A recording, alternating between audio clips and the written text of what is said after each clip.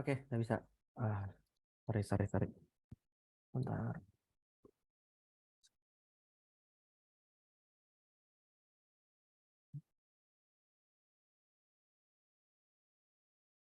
Oke. Ya, tak share screen yang tadi ya. Sebentar. Tadi kan ada sedikit soal. Ini dia. Ya,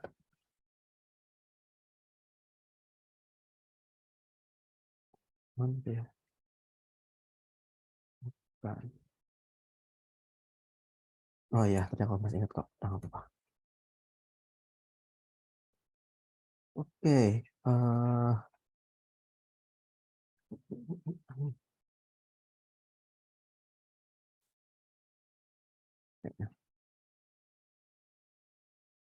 Ya, iya kita lanjut teman-teman. Ah, sorry ada sedikit gangguan. Udah bisa ya? Cek. Tamatin videoku. Ya,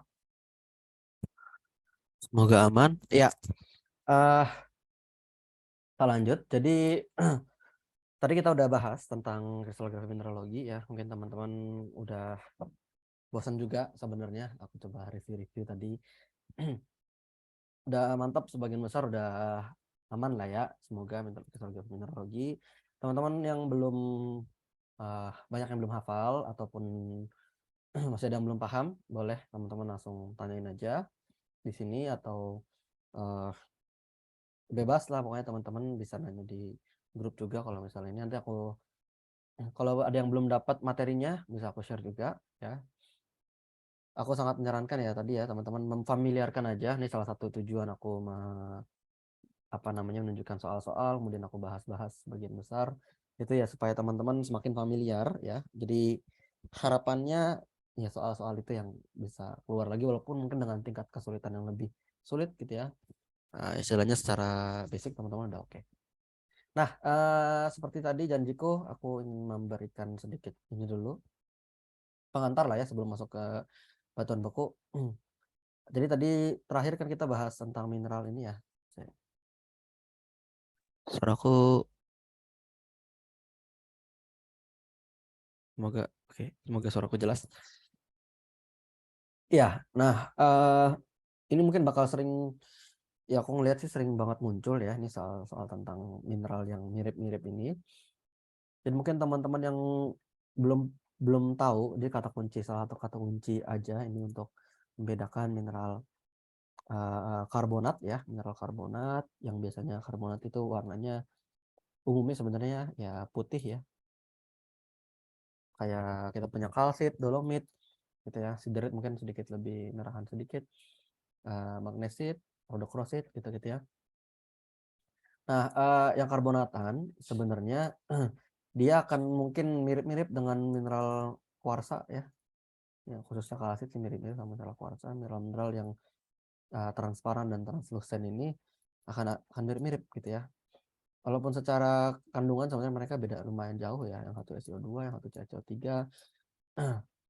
Nah, karena secara kandungan lumayan beda jauh, ini salah satu cara untuk membedakannya adalah dengan uji phase test ya.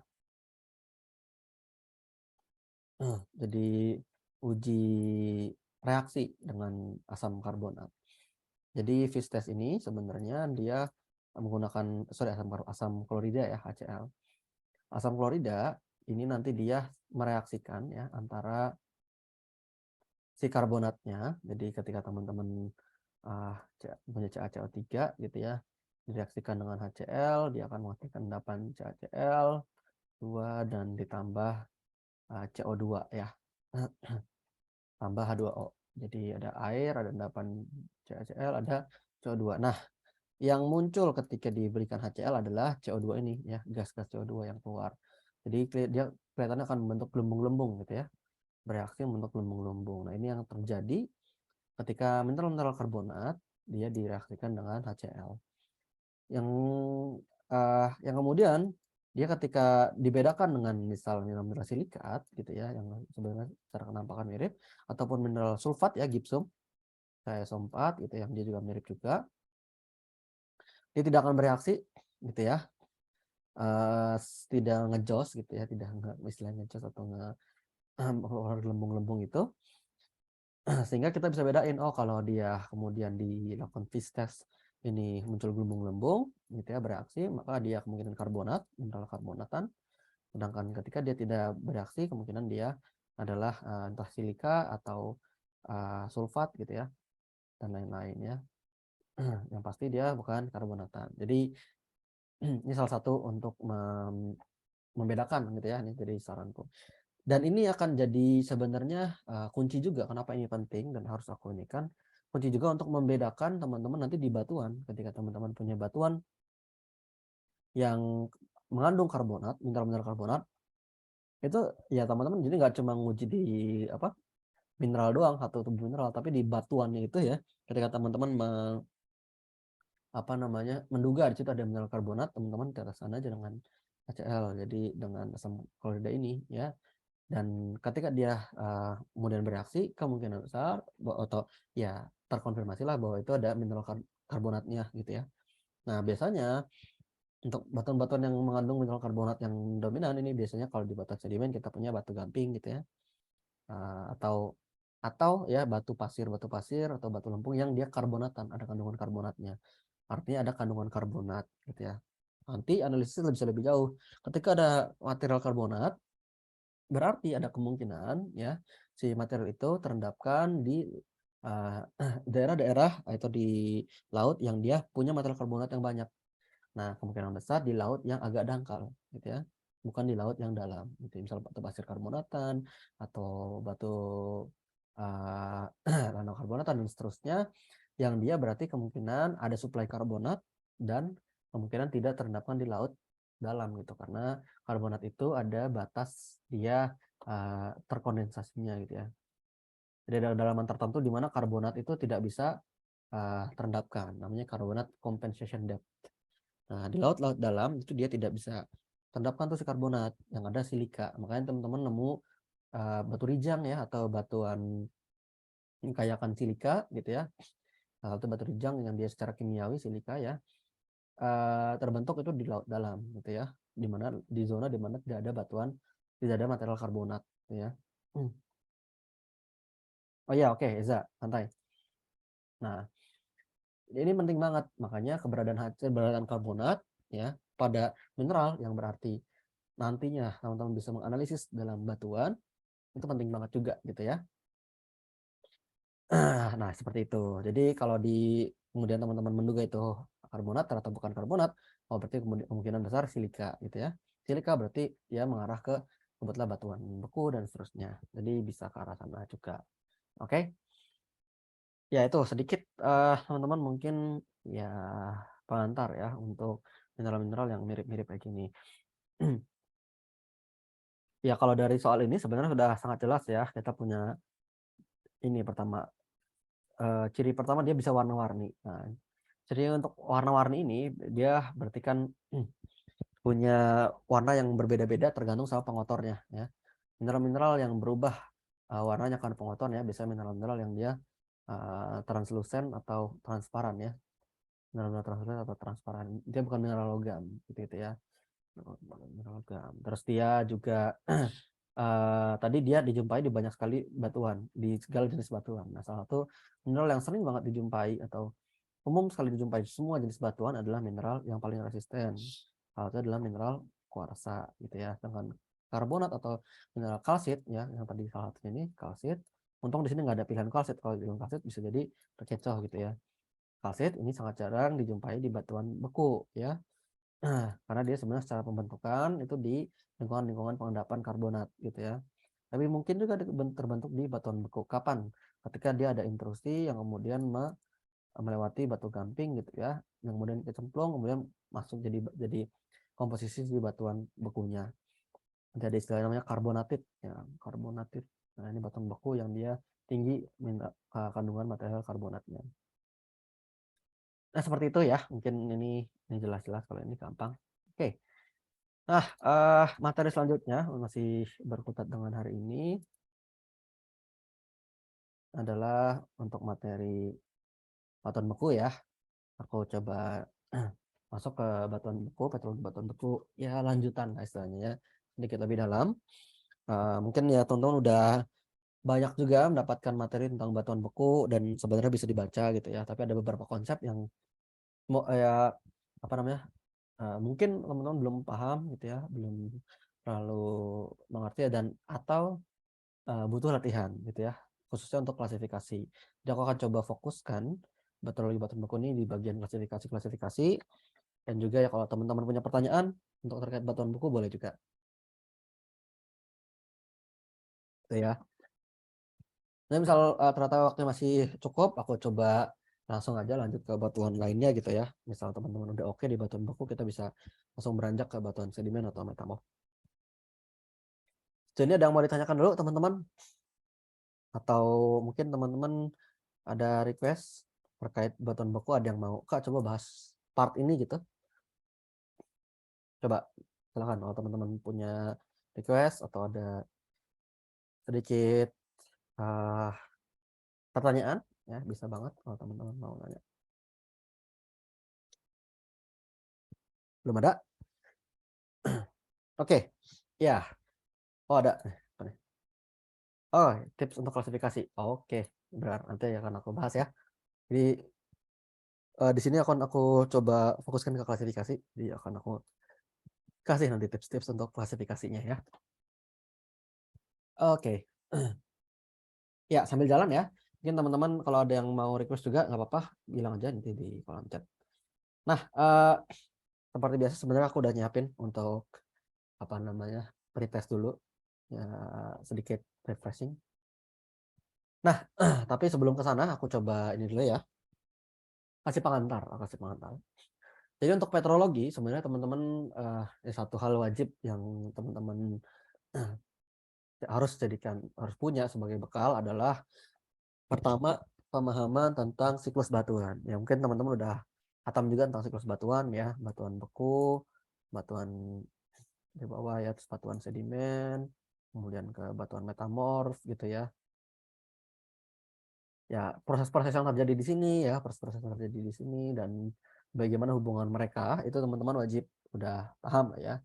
Dan uh, apa namanya sifat-sifat dari berbagai jenisnya ini teman-teman wajib paham juga. Contoh ya, sifat batuan beku itu dia punya salah satu tekstur yang antar mineralnya dia punya istilah namanya tekstur interlocking ya, interlocking atau saling kunci ya, antara mineral satu dan mineral lain saling kunci. Jadi kayak gampangnya teman-teman bisa bayangin kayak es batu ya, es batu itu kan nggak ada celah sama sekali gitu ya di antara uh, apa namanya satu kristal mineral kristal dan kristal lainnya gitu ya, satu mineral dan mineral lainnya.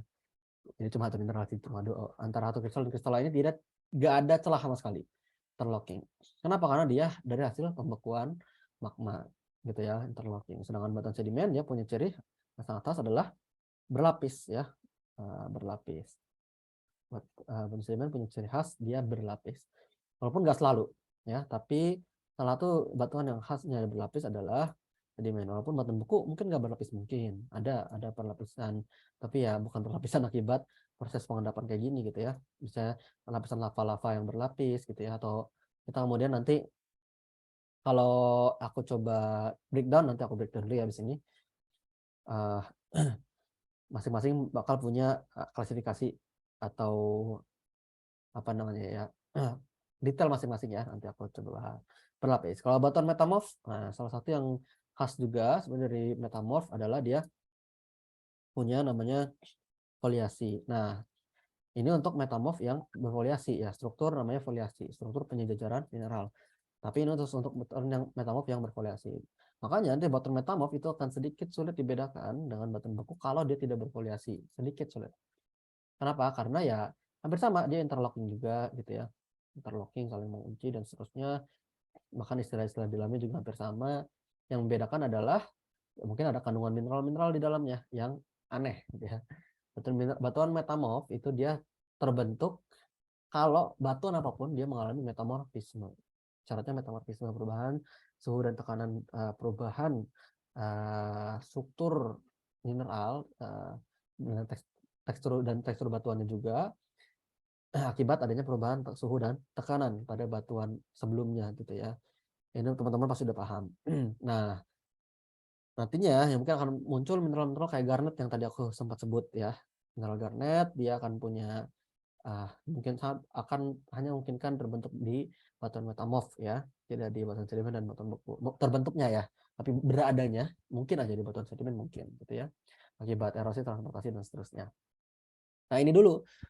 Jadi ya teman-teman mungkin sebelumnya udah belajar tuh tekstur struktur apa dari batuan-batuan, tapi ya kuncinya ya teman-teman bisa nggak bedain gitu ya. Ini batuan apa dulu? Batuan beku, sedimen atau metamorf, ya kan? Kalau teman-teman udah bisa bedain, ya itu satu langkah udah lebih maju ya. Langkah selanjutnya adalah klasifikasi. Jadi ini jenis batuannya apa dulu? Ya, beku, sedimen, atau metamorf. Beku, oke, beku. Terus batuan bekunya apa? Nah, batuan bekunya apa? Baru di situ klasifikasi ini kita bahas ya. Klasifikasi. Terus kalau ada klasifikasi namanya ini, konsekuensinya apa? Emang kenapa kalau batuannya ini, gitu ya? Oh, batuannya misal granit. Oh, granit berarti konsekuensinya dia terbentuk di kedalaman yang dalam, berarti dia merupakan satu bagian dari misal Pluton, atau dia bisa aja dia merupakan intrusi gitu ya, dan seterusnya. Dan dia tipenya seperti apa? Dia bisa mengandung apa namanya? Dia mengandung mineral-mineral tertentu apa gitu ya, bisa bereaksi sehingga bisa menghasilkan sumber daya apa. Jadi nanti ke depannya aplikasinya dari petrologi ini salah satu yang paling penting, esensial lah ini di geologi itu petrologi paling penting ya, karena dia nantinya akan menentukan potensi apa sumber daya dan potensi bencana gitu ya.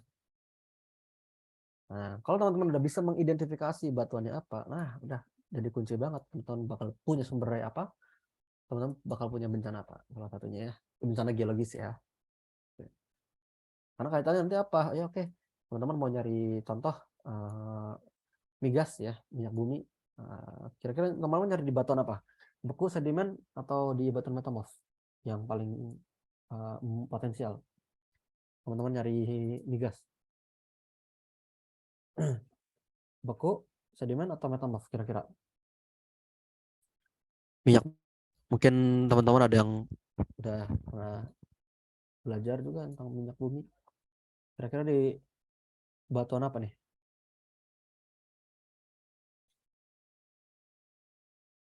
Di batuan? Cek cek. Suaraku jelas gak ya, guys?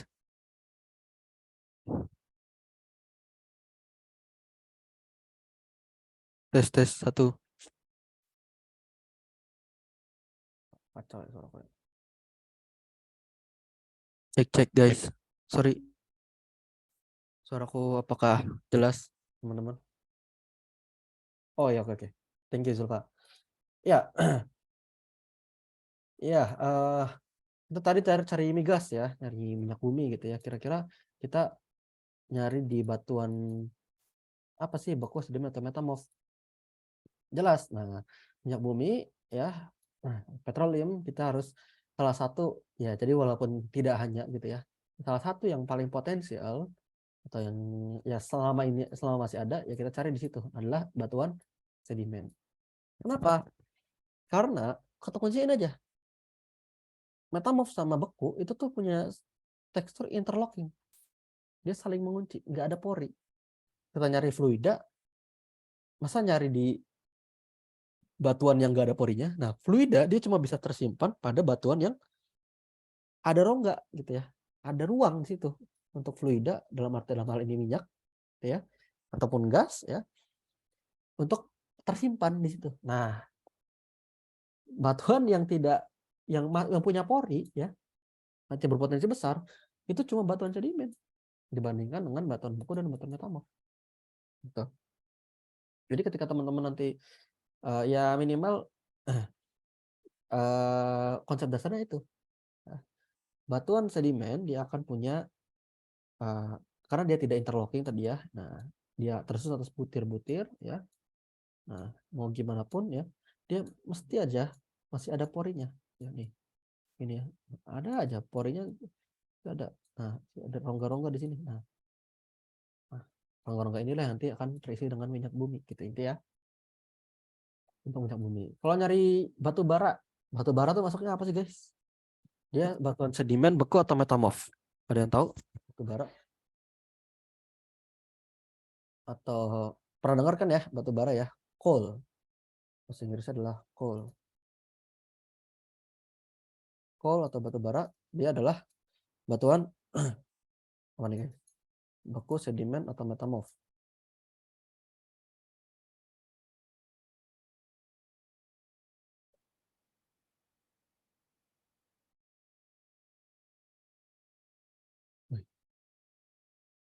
Beku, sedimen atau metamorf guys? Batu bara.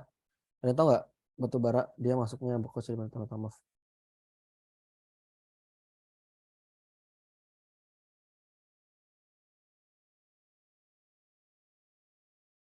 Nice.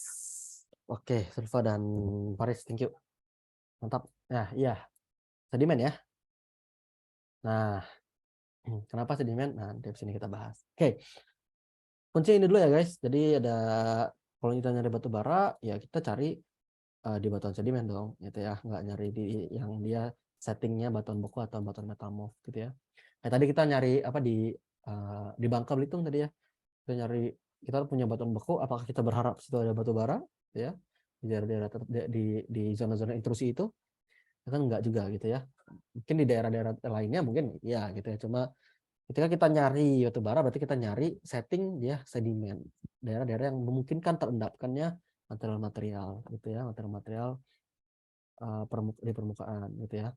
Terus kalau sumber daya itu, kalau bencana, nah bencana ini kaitan juga dengan batuan ya.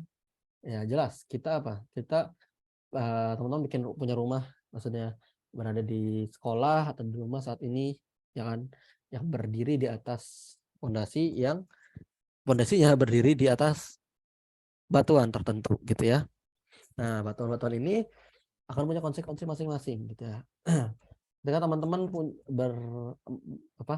bikin fondasi di batuan sedimen yang kemudian miring kayak gitu ya, miring gitu ya. Dia ada slope, kemudian dia berlapis kayak gini. Ya, dibandingkan dengan batuan beku ya yang dia keras banget gitu ya. Keras teman-teman apa dan dia ini teman-teman bikin rumah di situ. Kira-kira akan lebih mudah longsor batuan sedimen yang A atau batuan beku yang B?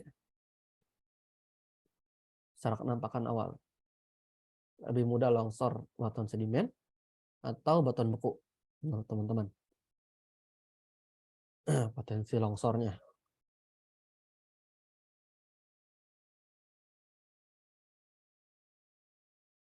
Nice, Intan. Sulfa juga. Oke.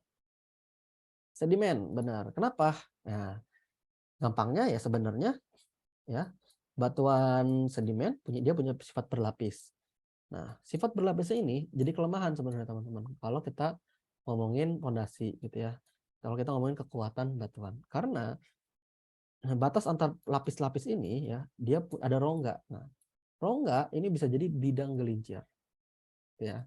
Jadi bidang yang dia bisa jadi apa namanya berpotensi untuk bergerak dibandingkan batuan beku yang dia masif gitu ya, besar gitu. Udah. Nah, yang dia uh, apa namanya potensi untuk longsornya lebih minim karena nggak ada perlapisan gitu ya, dibandingkan dengan batuan sedimen yang dia berlapis, kemudian kita punya miring juga, ada lereng juga. Nah, lebih besar potensi longsornya dan seterusnya. Ini salah satu ya contoh kecil ya untuk kita kaitkan dengan sumber daya dan juga bencana dari suatu batuan tertentu gitu ya. Jadi masih contoh kecil banget. Tapi dengan sedikit pemahaman ini teman-teman jadi bisa mempertimbangkan gitu ya. Siapa tahu muncul ya nanti apa temanya gitu ya, temanya tiba-tiba urbanisasi gitu ya. Jadi geologi tapi dalam konteks urbanisasi teman-teman, dan itu sekarang lagi terjadi gitu ya. Istilahnya ya perkembangan kawasan perkotaan gitu ya, semakin meluas, masyarakat semakin apa namanya jumlah orang-orang ini populasi semakin meningkat sehingga dibutuhkan lahan untuk pembangunan rumah dan seterusnya gitu ya, sehingga perlukan pertimbangan-pertimbangan ya ini gitu ya, mana yang lebih berpotensi bencana, mana yang enggak gitu ya. Bahkan nanti kaitannya sama gempa, misal kalau dikaitkan dengan gempa, kira-kira nih teman-teman dari batuan beku atau metamorf dengan batuan sedimen. Teman-teman punya rumah di kawasan A yang dia batuan sedimen. Nah, satu di kawasan B yang dia batuan beku. Masif gitu ya. Kira-kira kalau gempa dari sumber yang sama dari jauh gitu ya, lebih bahaya mana? Rumah di batuan yang ada di zona A yang batuan sedimen atau rumah di zona B batuan beku? Lebih bahaya mana? Kira-kira kalau ada gempa, beku atau beku metamorf atau sedimen? A ini sedimen, B ini beku metamorf. Kira-kira lebih bahaya mana? A, kenapa Zulfa? Kenapa lebih bahaya tuh di sedimen? Kalau ada gempa bumi, apa tuh yang terjadi?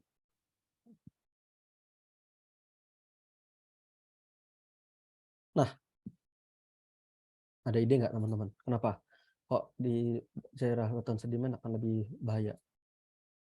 Karena ya ini aku kasih ini aja ya, lu ya dikit ya. Ya sedikit aja ini maksudnya cuma gambaran kecil aja ya. Kalau di zona ini teman-teman bisa baca lebih lanjut. Di zona-zona yang dia batuan sedimen gitu ya. Jadi gempa bumi itu ada istilahnya amplifikasi, teman-teman. Amplifikasi itu apa? Jadi kan makanya istilahnya gelombang gempa ya. Gempa itu merambat, bukan, energi yang diakibatkan oleh gempa itu merambat melalui gelombang. Ya. Jadi gelombang gempa itu maksudnya energinya itu merambat. Ya. Bisa lewat gelombang primer, gelombang sekunder, teman gelombang permukaan ya. Teman-teman udah tahu semua. Nah, energi yang merambat ini kemudian akan direspon oleh batuan dengan cara yang berbeda-beda. Jadi respon batuan terhadap energi yang dikenainya itu beda-beda. Ya, batuan sedimen ya utamanya misal kita bandingkan batuan sedimen dan batuan beku. Yang terjadi adalah ketika batuan sedimen dikenai ini ya, dia akan tersusun atas butir-butir ya, teman-teman. Ya, atas butir-butir. Butir-butir ini ketika kemudian dia dikenai gelombang gempa ya, gelombang gempa, dia akan punya respon. Nah, istilahnya kalau batuan itu kita bagi jadi batuan ya, kelompok batuan itu kita punya soft rock ya, kita punya hard rock cafe. Batuan yang keras ya, apa batuan yang lunak. Nah, batuan sedimen itu adalah batuan yang lunak. Ketika dia dikenai energi tertentu, dia akan punya nilai amplifikasi. Amplifikasi itu jadi kayak energinya itu, jadi ketika kena dia akan merespon jadi istilahnya guncangannya hebat gitu ya, amplifikasinya tinggi ya, dia lebih mudah untuk terdeformasi ya. Jadi batuan sedimen itu lebih mudah untuk terdeformasi ketika kena energi besar, dia lebih amplifikasi tinggi dan dia lebih mudah terdeformasi gitu ya. Ya, sehingga menyebabkan apa? Menyebabkan kalau ada bangunan yang dia berdiri di atas pondasi ini lebih mudah rusak. Ketika pondasinya ada di ini lebih mudah rusak. Karena dia lebih mudah terdeformasi. Overall mudah terdeformasi. Perubahannya terlalu ekstrim. Sedangkan hard rock atau batuan-batuan kristalin, batuan beku dan seterusnya, dia sulit terdeformasi. Amplifikasinya rendah. Sebenarnya ini nggak cuma hard rock, batuan beku dan seterusnya ya.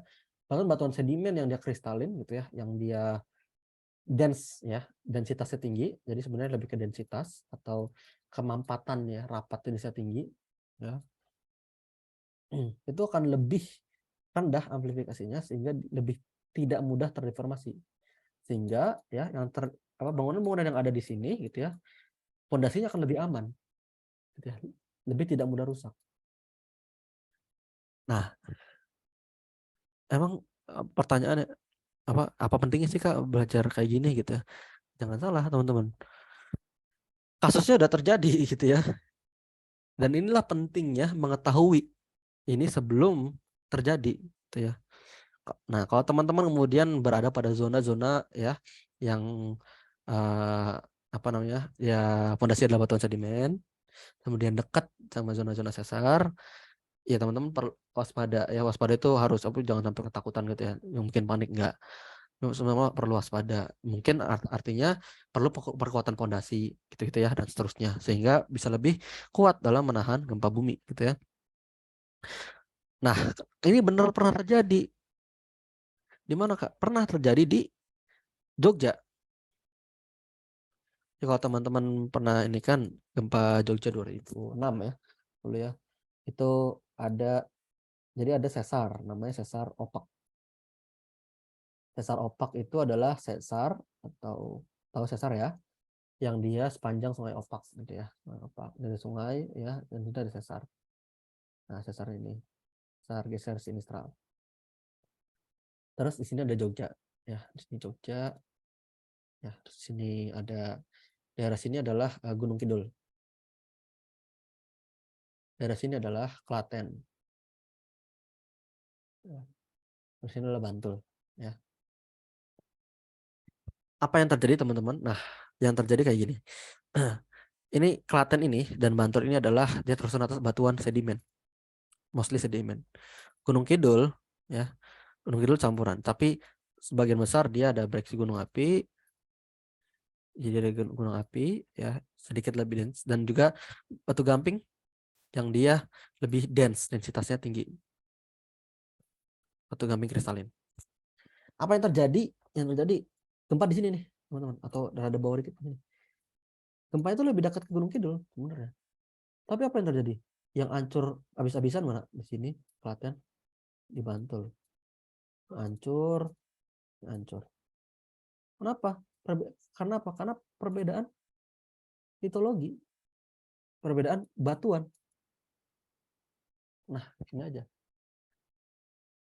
Yang artinya ya kalau teman-teman siapa tahu muncul ya soal-soal kayak gini ya. Ya ini intinya adalah perbedaan batuan yang artinya dia punya kekuatan yang berbeda-beda, respon juga berbeda-beda akan pengaruhi potensi dari bencana yang ada gitu ya.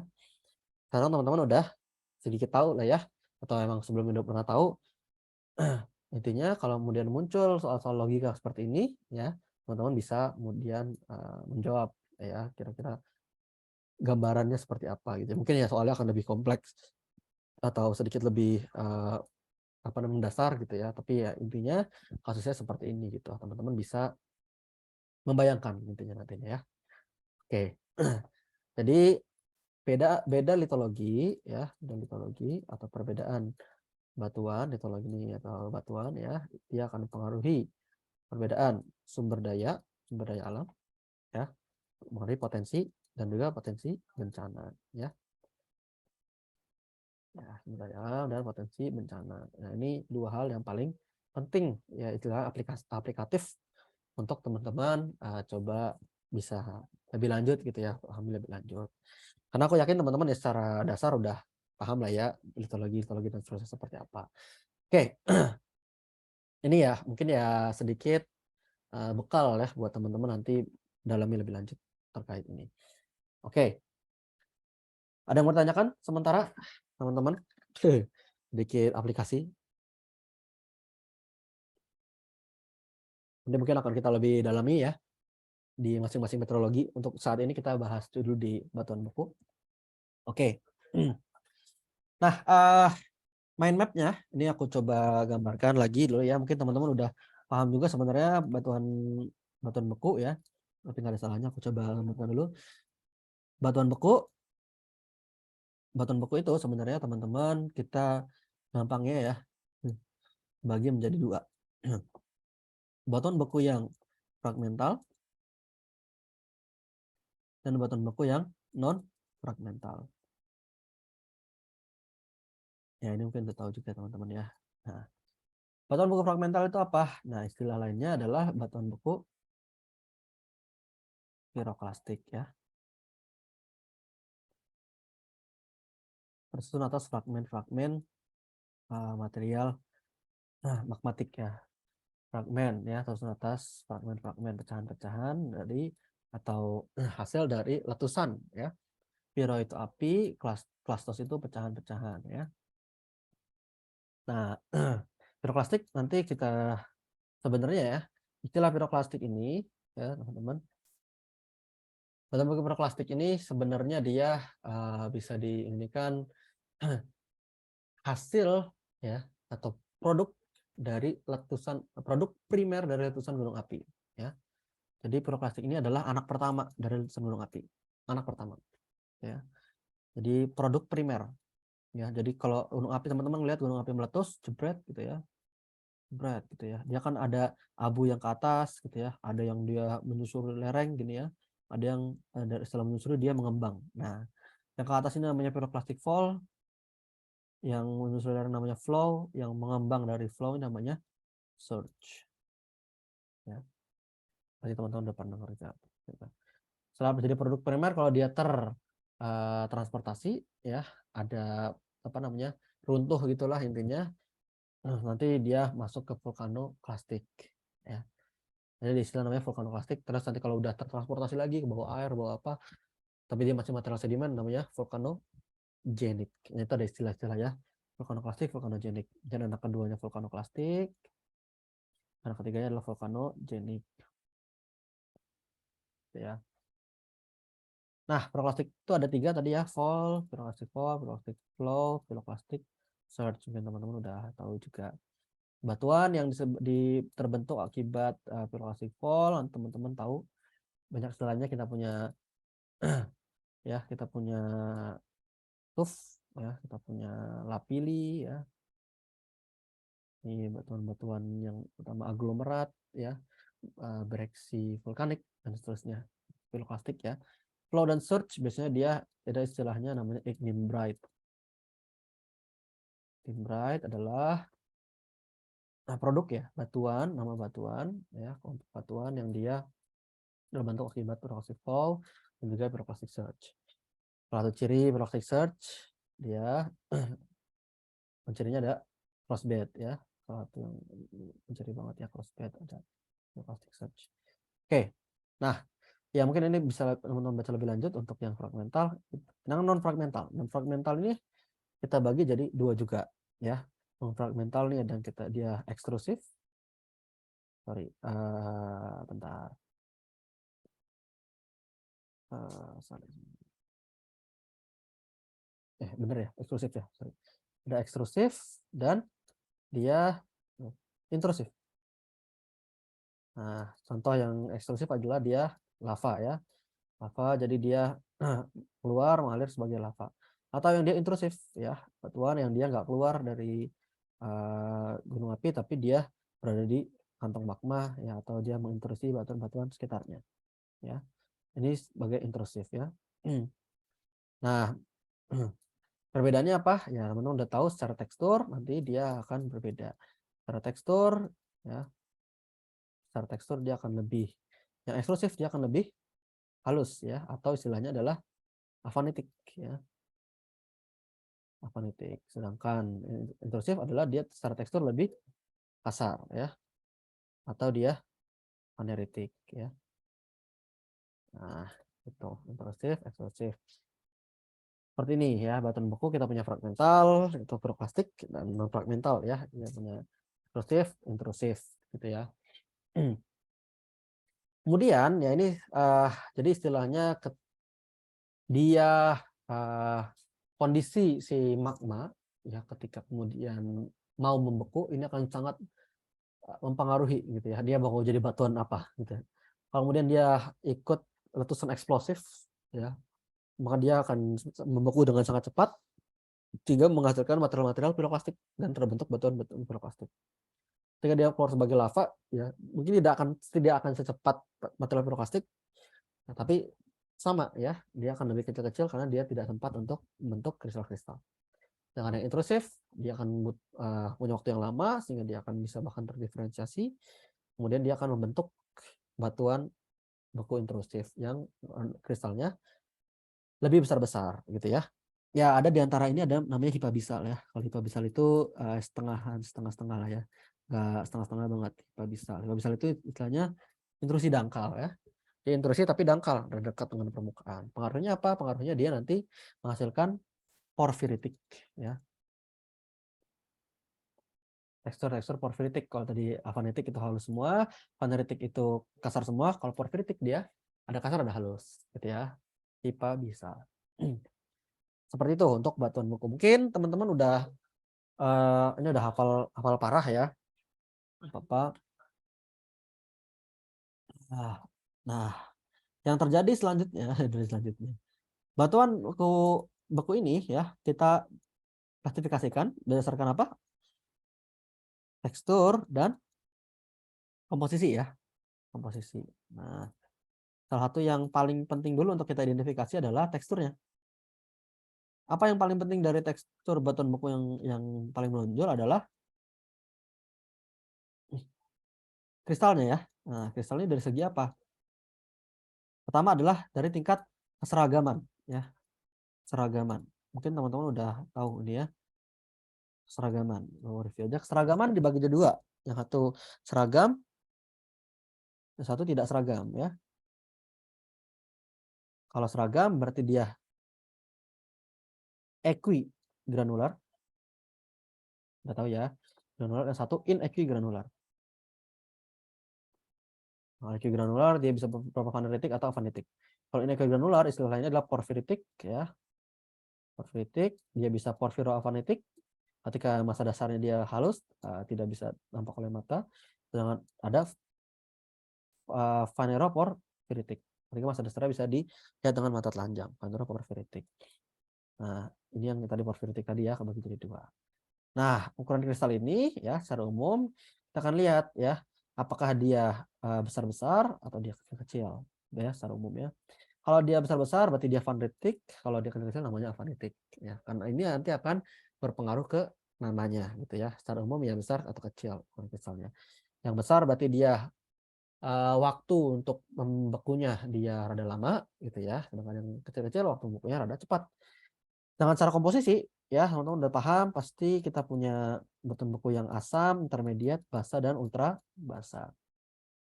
Nah, seperti ini ya secara umum. Jadi nanti apakah dia faneritik asam, faneritik basa, faneritik ultra basa, faneritik asam, faneritik basa, ultra basa itu uh, secara umumnya seperti itu. Ada yang mau ditanyakan teman-teman?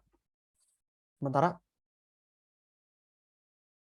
sebelum aku masuk ke sedikit klasifikasi yang sederhana, ya mungkin udah tahu juga, aku refresh sedikit. Batuan beku udah aman ya, teman-teman ya. Overview sedikitnya. Atau mau dicatat dulu, atau mau di screenshot dulu nggak apa-apa. Tapi udah ada di rekaman kalau misalnya mau ini. Tulisannya jelek banget ya. Sorry guys.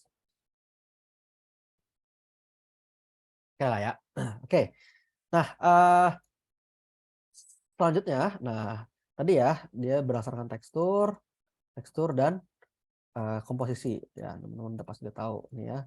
Secara tekstur dia kebagi jadi faneritik atau plutonik nama lainnya ya, atau intrusif ya, dia afanitik atau vulkanik atau eksklusif ya istilah lainnya ini ya. Gitu. Terus secara komposisi dia asam, intermediate, basa, ultra basa ya. Nah, ini gampangnya gini. Terus apa? Asam faneritik ya gampang ya granit. Asam intermediate faneritik diorit, basa faneritik gabbro, ultra basa faneritik peridotit ya. Asam afanitik riolit, intermediate afanitik andesit ya. Basa basaltik, basal, basal, ultra basa nikomatit. Nah, ini klasifikasi paling sederhana teman-teman sudah tahu semua gampangnya. Jadi kalau teman-teman kaitkan dengan reaksi Bowen ya, teman-teman akan menemukan kayak gini. Ini sorry, salah. Nah, ini. Kalau di reaksi Bowen teman-teman akan punya seperti ini. Nah, ini paham. Ini discontinuous, ini continuous. Ya. Ini olefin, ya, roxen, hornblende, biotit. Ini plagioklas, direct plagioklas. Terus ini teman-teman punya muscovite, orthoklas, muscovite sama kuarsa. Nah, istilah kayak gini. Paham? Kebayang nggak?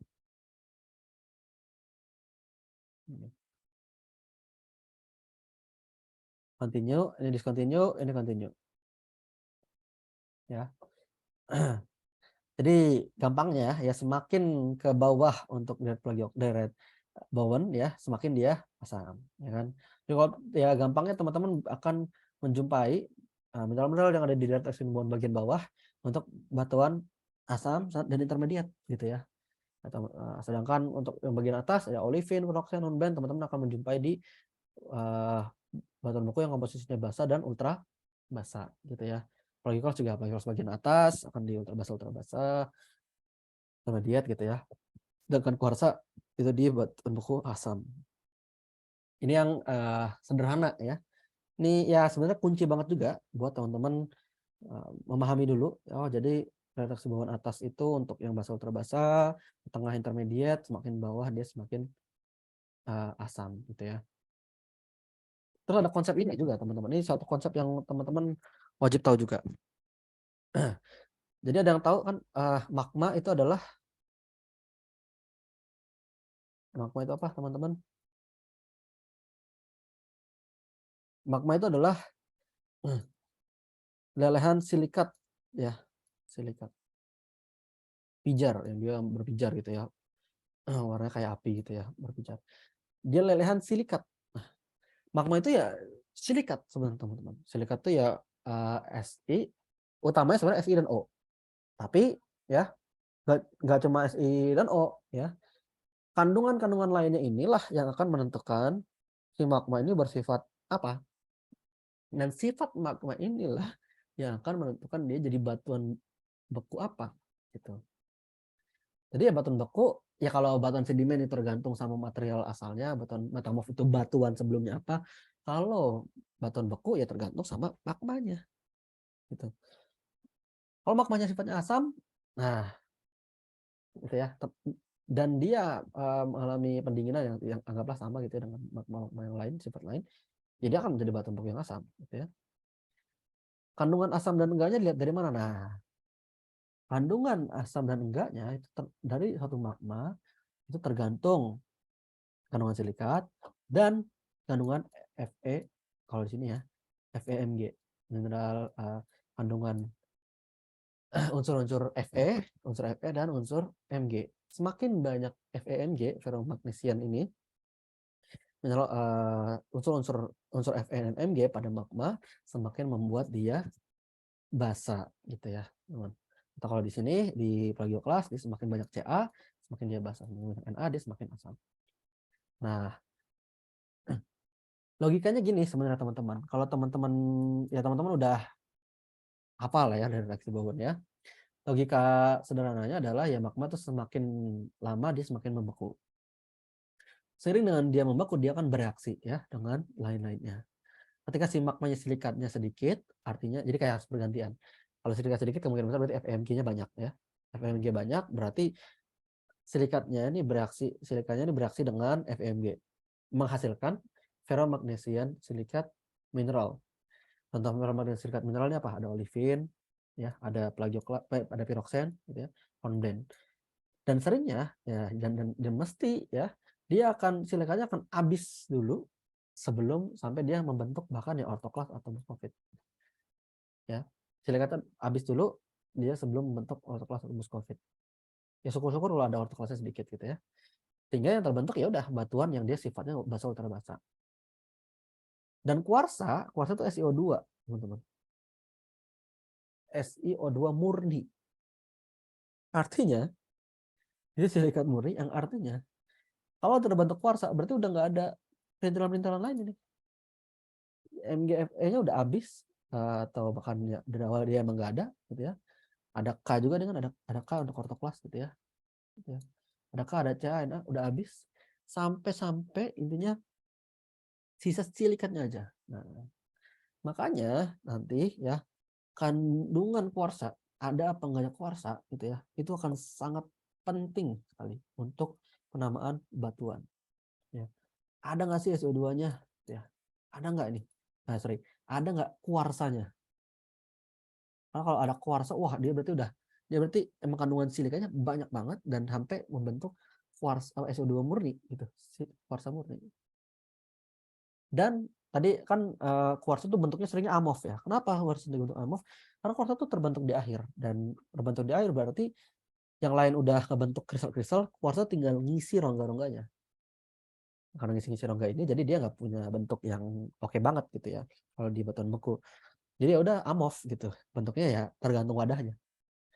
Ya. Nah, kalau si kuarsanya kalau kita nemu kuarsa, wah berarti oke, udah minimal dia intermediate gitu ya.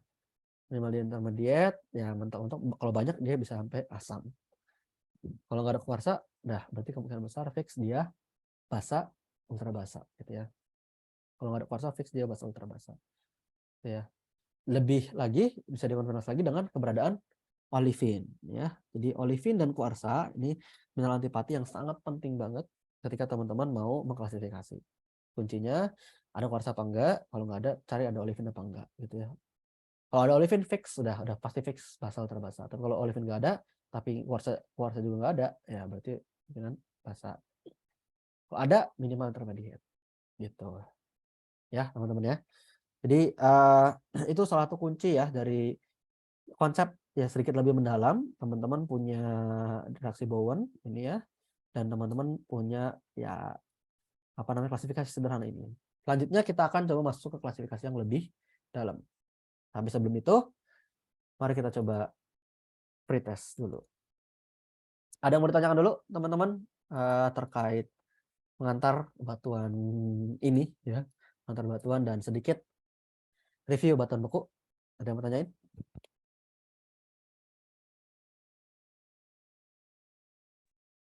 Izin bertanya Kak. Iya, silakan. Apa nih? Jadi Benar. Ya. intinya dasar pengklasifikasian batuan beku ini, Hmm. jadi kita pokoknya harus kenalin tekstur sama komposisi mineral itu udah cukup ya Kak sebenarnya. Sebenarnya iya, emang dua itu utamanya. Gitu. Benar.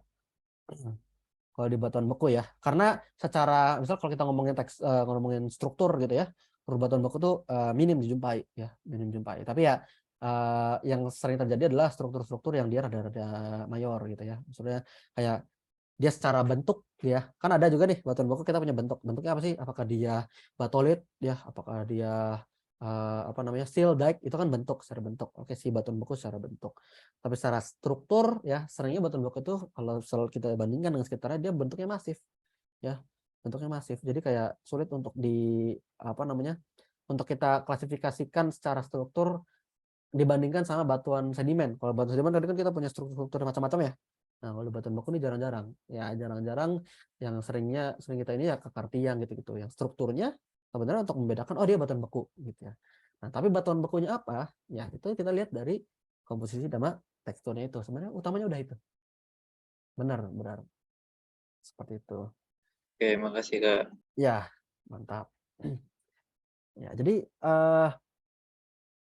minimal tadi kalau teman-teman udah tahu teksturnya, itu teman-teman udah bisa nebak seenggaknya gitu ya. Oh ini panritic, oh berarti udah fix nggak mungkin rhyolite, andesit, basalt gitu ya, nggak mungkin gitu ya. Nah, jadi fix panritic berarti ya minimal granit, diarit, gabbro gitu ya. Tinggal kita lihat secara komposisi kandungan mineralnya gitu ya. Kandungan mineralnya seperti apa. Nah kalau misalnya banyak kuarsanya, wah jelas itu dia asam gitu ya. Asam berarti dia granit. Ya. Oh ternyata kuarsanya nggak ada ya, adanya olivin. Oh, berarti dia minimal basa atau ultra basa. Basa ultra basa berarti dia minimal gabbro atau peridotit gitu. Itu klasifikasi yang paling sederhana, benar. Antara ya. Kalau untuk batuan beku ya. Jadi kalau batuan sedimen nanti sebenarnya dia juga nggak jauh beda dengan nggak jauh-jauh dari tekstur, dan kalau komposisi jarang-jarang ya. Batuan sedimen lebih banyak ke tekstur sebenarnya gitu. Tapi ya secara komposisi ya kalau semakin lebih dalam sedikit lagi ya komposisi jelas juga gitu. Komponennya lebih kayak komponennya gitu, apakah dia banyak banyak apa namanya litiknya kah, banyak mineralnya kah, nah, atau dia banyak kuarsa atau feldsparnya gitu-gitu. Jadi secara umum sebenarnya ya tekstur dan komposisi itu kunci dalam identifikasi batuan. Gitu ya. Dalam hal ini batuan beku, ya dia apa namanya, kita akan banyak fokus ke tekstur avanitik dan komposisi asam basa, intermediate atau ultra basa. Gitu ya. Ada lagi teman-teman yang mau ditanyakan untuk batuan apa sedikit ya gambaran untuk batuan beku. Habis ini ya kita coba perdalam ya. Karena bahkan ngomongin batuan beku aja aslinya tuh bisa panjang banget gitu ya. Tapi kita coba mampatkan ya. Oke, cukup teman-teman. Kalau udah cukup, kita teman-teman siapkan selembar kertas dulu. Kita sedikit latihan, sedikit ya pretest ya. Lembar kertas tulis 1 sampai 10 juga. Ya ini gampang kok. Kalau ini sedikit ya teman-teman mungkin akan agak butuh coret-coretan sedikit, jadi mungkin kasih space sedikit. Sampai 10 tulis ya, sampai 10 terus tapi ada yang pilihan ganda, ada yang isian singkat dikit gitu ya. Jadi siapkan space aja sedikit.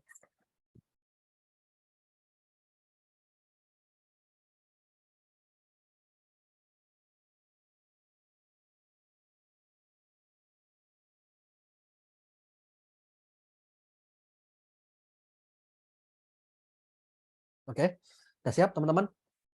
Gampang kok. Tapi sedikit mendalam ya. Kalau tadi kan aku cuma sederhana ya, klasifikasi sederhana. Nanti mungkin ada sedikit klasifikasi yang lebih mantap. Oke, udah ya. Kalau udah kita mulai. Udah belum? Coba ada yang bisa confirm kalau udah siap.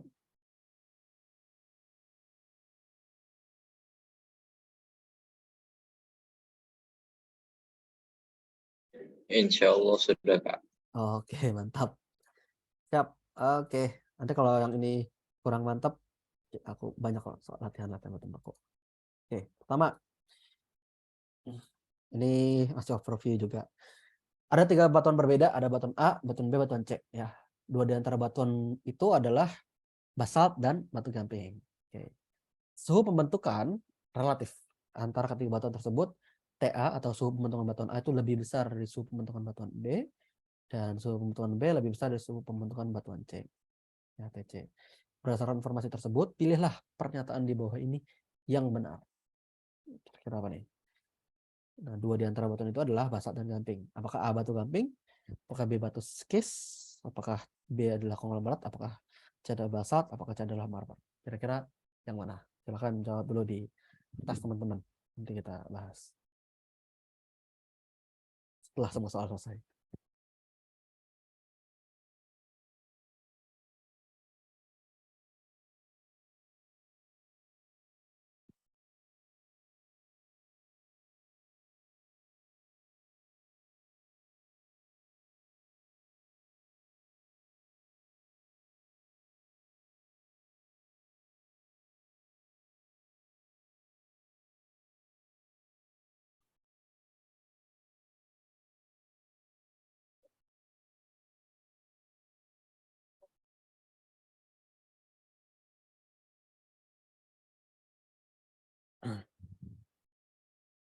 Oke. Udah, teman-teman.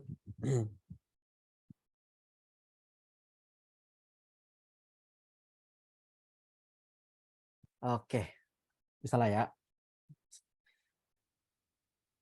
5 detik lagi. 5, 4, 3, 2, 1. Oke. Lanjut ya. Soal nomor 1. Oke ya. Nomor 2. Oke. Nah, daerah sebelah selatan dari Kecamatan Palu Barat tidak mengalami likuifaksi pada saat gempa. Nah, hal ini disebabkan karena permukaannya merupakan batuan beku kristalin. Batu ini memiliki ciri sebagai berikut.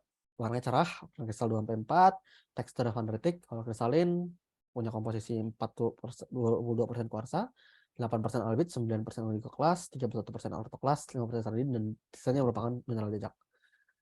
Batuan ini apa? Oh, kasih, gua kasihnya. Apa nama batuannya?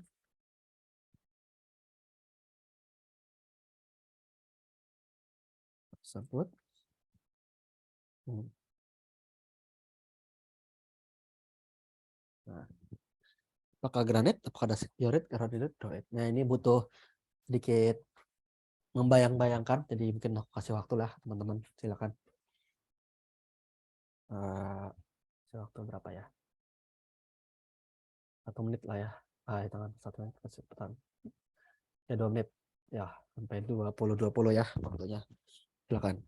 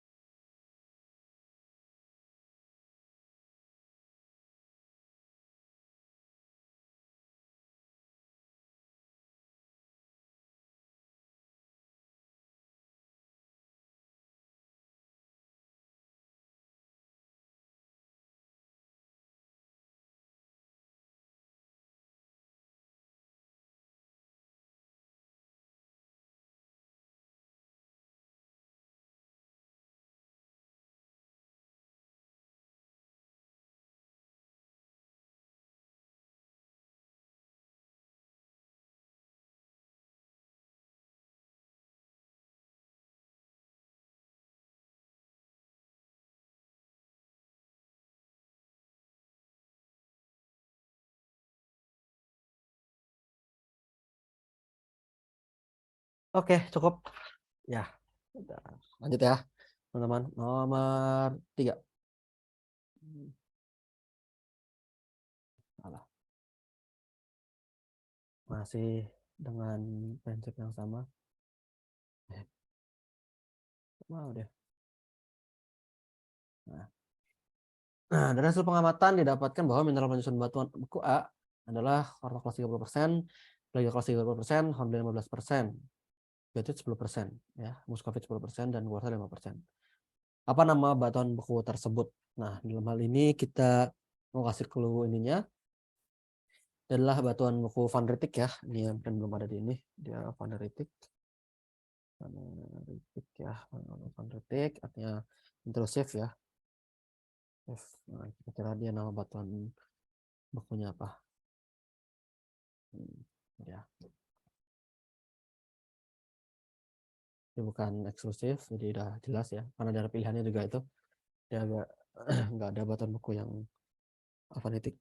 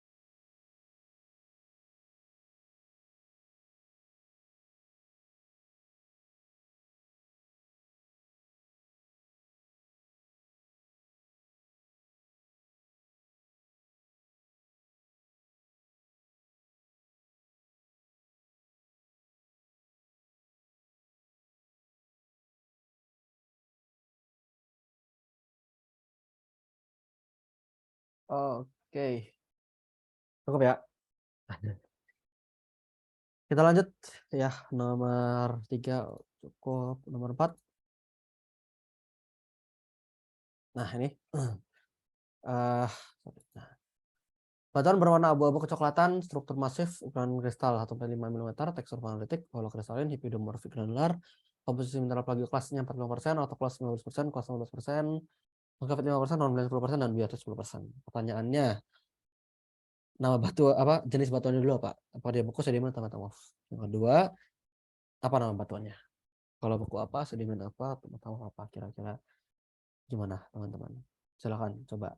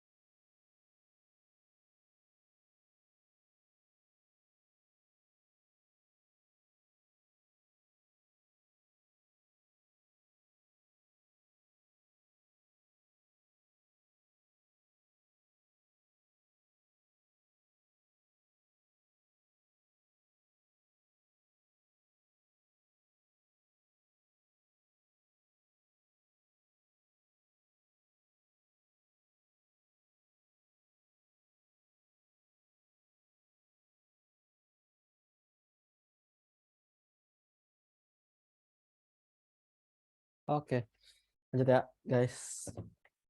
Soalnya ternyata begini semua ya. Mungkin ada yang udah pernah tahu klasifikasi IGS, mungkin akan langsung bisa menangkap kira-kira apa. Ya. Oke, lanjut. Nomor 5. Masih sama beda persentase dan beberapa tekstur. Pertanyaannya, batuan berwarna putih kemerah-merahan, strukturnya masif, ukuran kristalnya phenocryst dia 0,5 sampai 3 mm, massa dasarnya kurang dari 0,5 mm, teksturnya porfirofanitik. Terus kalau kristalin olitromorfik granular, komposisi mineral phenocryst-nya dia autokelas 35%, muscovite 15%, plagioklas 10%, kuarsa 5%, hormone 5%. Dan massa dasarnya adalah mineral felsik atau mineral asam 30%. Apa jenis batuannya? Sedimen atau metamorf, dan nama batuannya apa?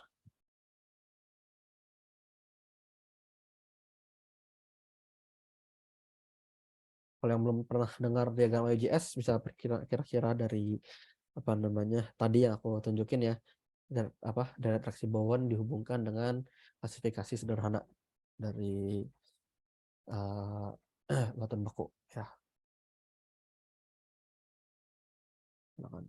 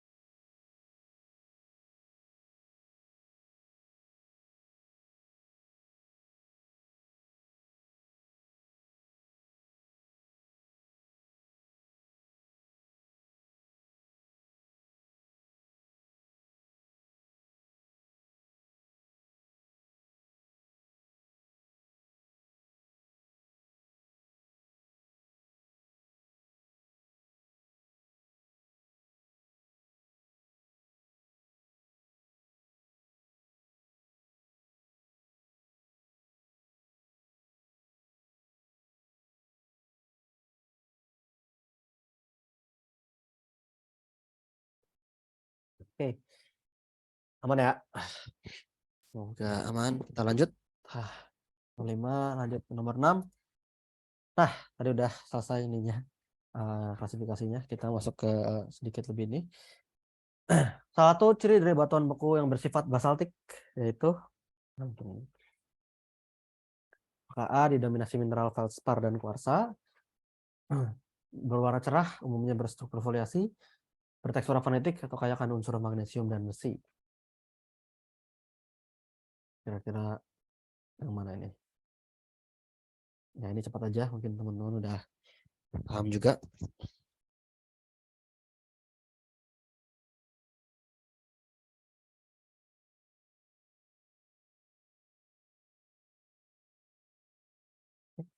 Aman ya? Oke.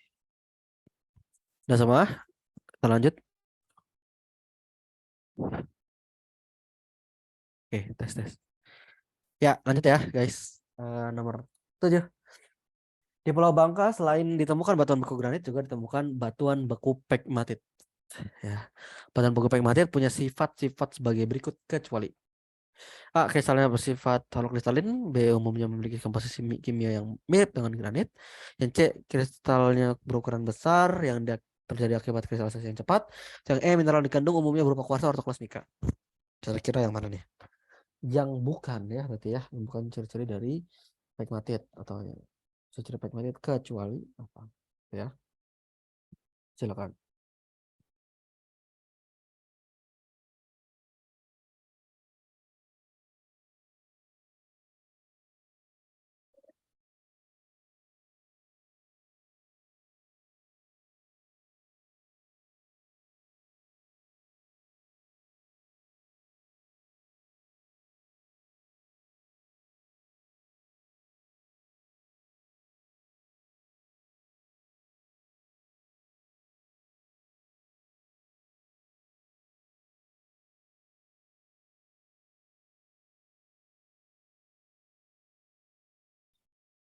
Oke, aman ya.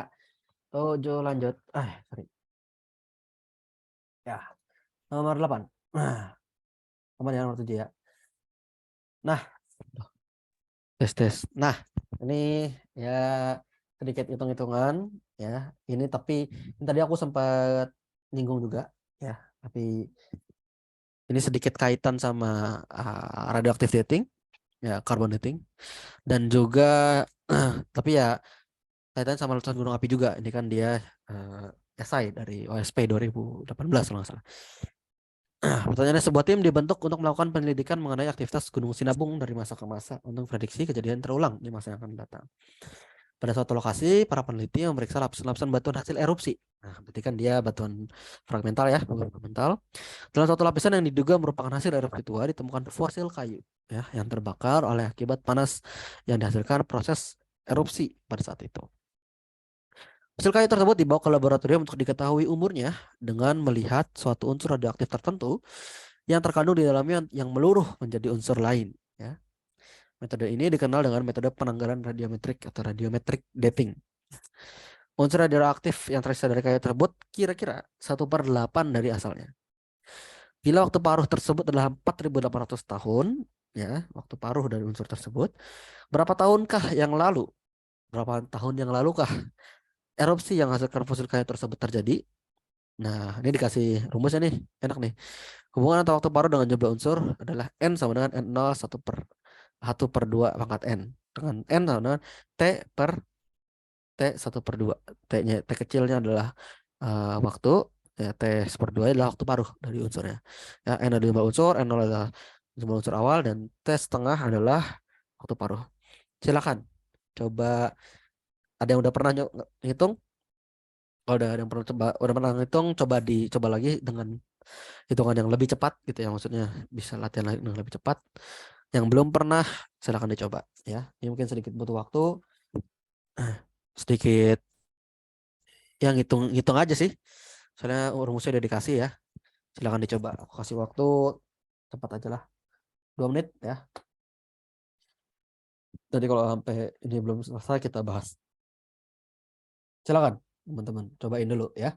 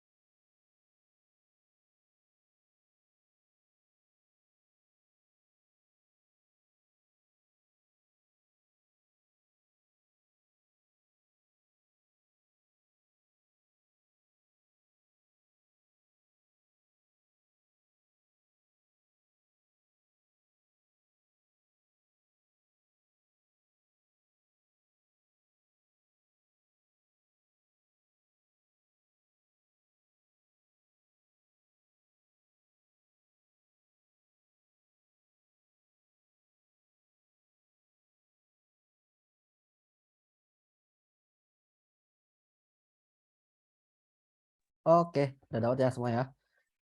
Cukup. Lanjut ya. Nanti kalau ada yang belum ngerti kita bahas selanjutnya di abis ini. Oke, nomor 9. Nah, hampir terakhir ya. Pada saat diendapkan pertama kali, material vulkanik baik berupa abu atau material batuan yang lain akan tercampur menjadi satu dalam mode yang sangat panas sehingga akan mengalami proses pemampatan dan penyambungan material satu sama lain. Proses ini disebut, jangan terkecoh dengan pilihannya ya. Ini mungkin ya hasil scan-scanan orang ngisi. Kira-kira apa nih nama istilahnya? Nah, proses penyambungan ini jadi masuknya ke fragmental ya. Mungkin ada beberapa istilah yang perlu teman-teman tahu. Silakan, kira-kira nomor 9 apa jawabannya?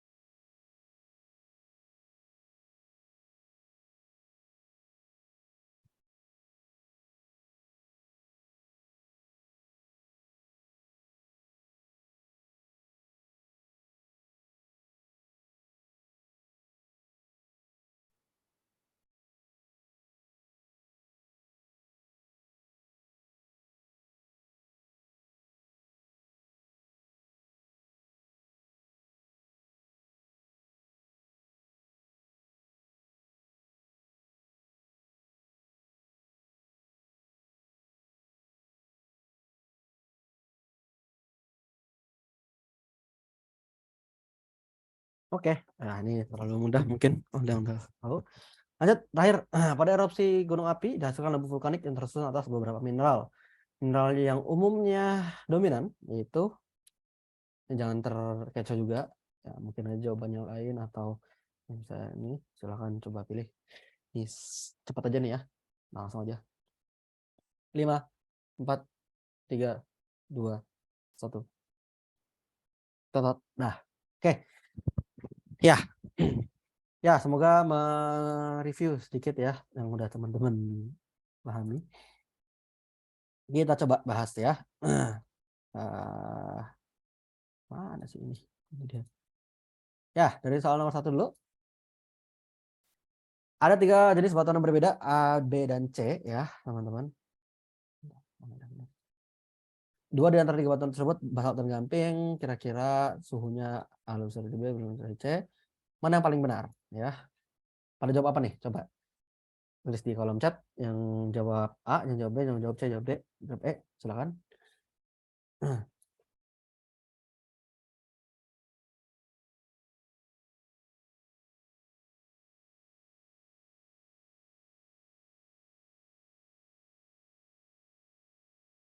Ada ide teman-teman nomor 1?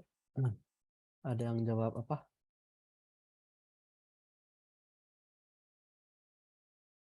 Oke. Daerah D. Oke. Itu C adalah basalt. Oke. Yang lain?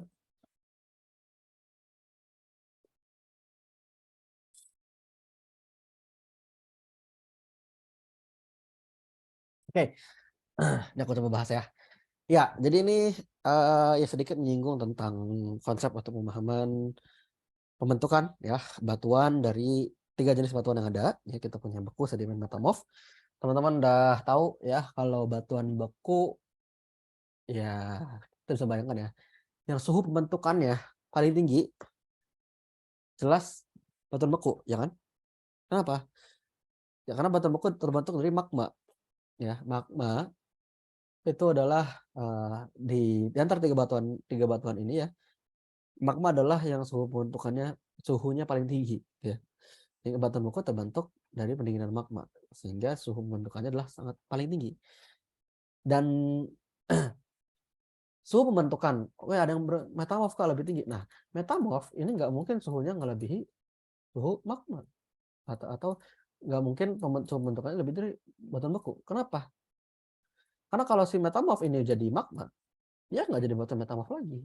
Dia akan mengkristal dan jadi batuan beku. Jadi syarat batuan metamorf itu dia metamorfisme dan tidak mengalami melting atau pelelehan. Ya. Jadi suhu pembentukan metamorf, batuan metamorf itu lebih kecil dari suhu pembentukan batuan beku. Ya. Apa nih? Loh. Ada apa nih? Loh.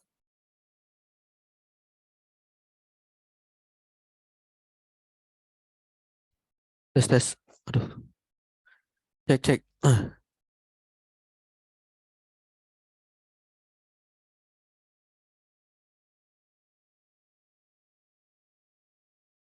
nggak bisa. Tes. Suaraku jelas ya, guys? Jelas, Kak. Jelas ya? Ini coret-coretan gue kelihatan nggak ya di ini? Nggak ada ya? Oke, bentar. Aku stop share dulu deh. Aneh banget tiba-tiba. Ini dia. Aku share screen ulang. Oke, udah aman. Ya. Nah, sorry guys. Nah, jadi batuan beku suhu pembentukannya akan lebih dari suhu pembentukan batuan metamorf. Dan jelas suhu pembentukan batuan metamorf dan batuan beku ya jelas akan lebih besar suhu pembentukan dari batuan sedimen ya. Jadi suhu pembentukannya yang paling tinggi adalah batuan beku, kedua metamorf, ketiga sedimen. Kenapa? Karena batuan sedimen terbentuk di atau dengan kondisi suhu permukaan ya. Suhu permukaan itu ya 20-30 derajat Celcius yang nggak mungkin sampai apa namanya sesuhu metamorf itu bisa minimal di 300-500 derajat Celcius gitu ya, nggak mungkin. Atau batuan beku itu bahkan sampai minimal 600-700 derajat Celcius ya, magma ya bahkan sampai 1000 lebih gitu ya, magma membeku. Jadi suhu paling tinggi adalah batuan beku, sehingga kita bisa tentukan TA ini adalah batuan beku ya. Kemudian TB adalah batuan metamorf dan TC adalah batuan sedimen. Nah, diketahui di antara dua batuan ini adalah basalt dan batu gamping. Nah, basalt adalah nama untuk batuan beku ya. Berarti A ini adalah basalt ya. Berarti tadi yang D salah ya, yang C basalt D salah. Yang A basalt, yang A salah. Yang B adalah batuan metamorf. Batuan metamorf belum diketahui ini. Nah, yang C adalah batu sedimen. Sedimen adalah artinya ya batu gamping ya. Batu gamping kan batuan sedimennya. Batu gamping. Nah, berarti yang B adalah batu metamorf. Satu nama batu metamorf adalah sekis. Ya, atau marmer ya. Berarti C ini batu gamping, C marmer salah ya. Marmer itu batuan metamorf. B adalah sekis, B adalah konglomerat salah. Konglomerat itu batuan sedimen. Nah, B adalah sekis, batuan metamorf. Jadi jawabannya yang B. Ya guys. Nomor 1 jawabannya yang B. Kayak ini sedikit logika aja ya. Jadi mungkin teman-teman perlu tahu dulu ya suhu pembentukan relatifnya gitu ya, perkiraannya. Barangkali muncul soal-soal semacam ini, jadi teman-teman bisa paham dulu konsepnya ya. Masalah batuan ADC ini apa gitu ya. Masalah jenis batuan beku sedimen metamorf ini pemfamiliaran. Jadi batuan itu nama batuan beku gitu ya. Nama batuan ini batuan konglomerat itu batuan sedimen. Itu familiar aja. Mungkin teman-teman baca ya, mungkin teman-teman nanti kita bahas juga di pelatihan, insya Allah teman-teman bakal lebih familiar ya. Oke. Jadi jawaban yang B. Ada yang mau ditanyain untuk soal ini? Atau ada yang kurang jelas, teman-teman?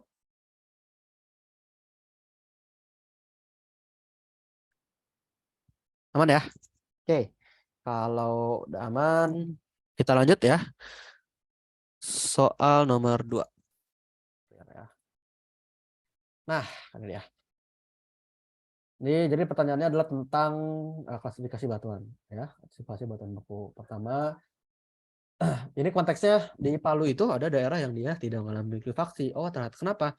Karena dia batuannya batuan kristalin. Nah, yang mengalami likuifaksi adalah batu yang kondisinya dia batuan beku atau metamorf kira-kira. Gak dua-duanya, batuan sedimen ya. yang malah memiliki faksi atau nanti lain-lainnya ada tanah longsor atau apa gitu ya. Nah, halte batuan yang berpotensi mengalami memiliki faksi adalah batuan sedimen ya, yang mengalami memiliki faksi. Karena buku dari metamorf tidak mungkin mengalami likuifaksi gitu ya, karena dia interlocking. Sedangkan likuifaksi membutuhkan kondisi batuan yang jenuh terhadap air ya, dan batuan sedimen punya rongga dan bisa jenuh terhadap air. Ketika dia digoyang akibat gempa, dia bisa akhirnya loss gitu ya, of friction, sehingga akhirnya dia bisa likuifaksi. Nah, salah satu keuntungan ketika berada di zona-zona yang dia bukan batuan sedimen adalah dia tidak berpotensi likuifaksi. Nah, terus kita suruh identifikasi batuannya apa nih? Nama batuan bekunya. Warnanya cerah, ukuran kristalnya 2-4. Nah, 2-4 ini berarti dia udah besar, ini bisa dilihat oleh mata telanjang. Dia berarti dia vaneritik ya. Atau jelas nih, teksturnya vaneritik ya.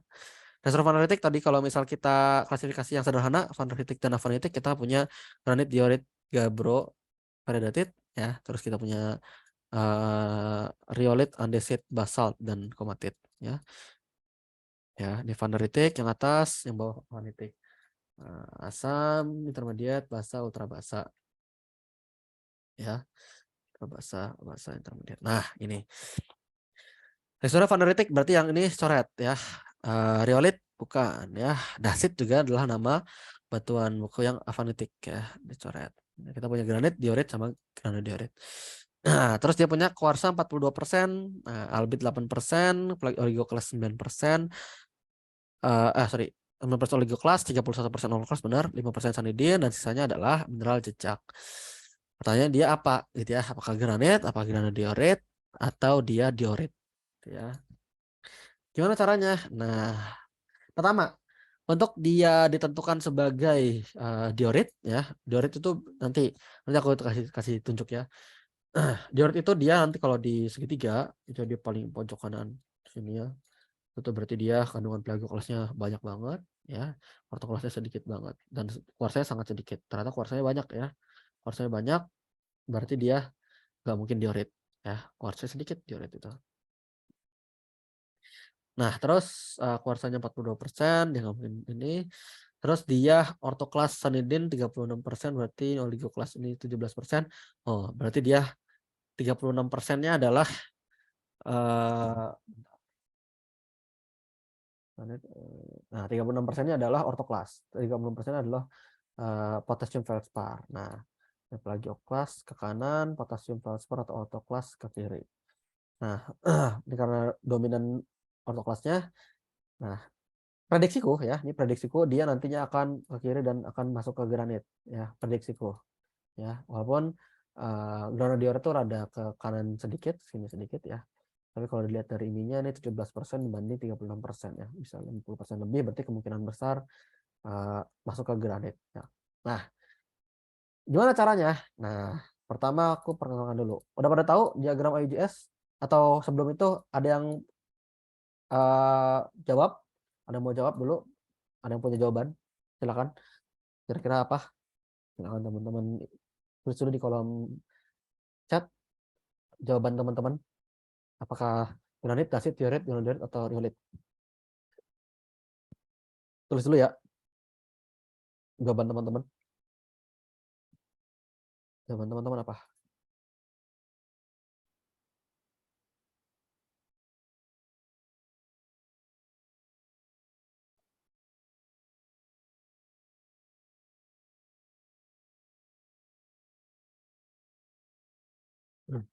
Cek cek. Suaraku jelas gak guys? Tes tes satu. Oh udah. Siapa nih? Agung cek. Oke Agung diorit. Aman aman Gong. Daerah A. Oke. Daerah granit. Oke. Apip granit. Oke. Oke oke oke oke oke oke. Sip sip sip. Ya. Oke, nah ini buat yang belum tahu, aku kasih tunjuk dulu ya. Oh, wow, udah tinggal kita punya 20 menit lagi guys. Semoga cukup waktunya. Sebentar. Oh, ini dia.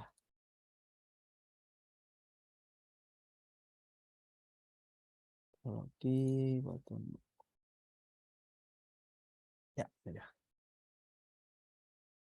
Ya, jadi tadi ya intinya adalah tekstur dan struktur ya. Tadi dengan tahu teksturnya teman-teman udah bisa tuh kan mengklasifikasikan dia fonetik dia masuk bisa apa namanya seenggaknya bisa mengeliminasi ya mana yang bukan gitu ya.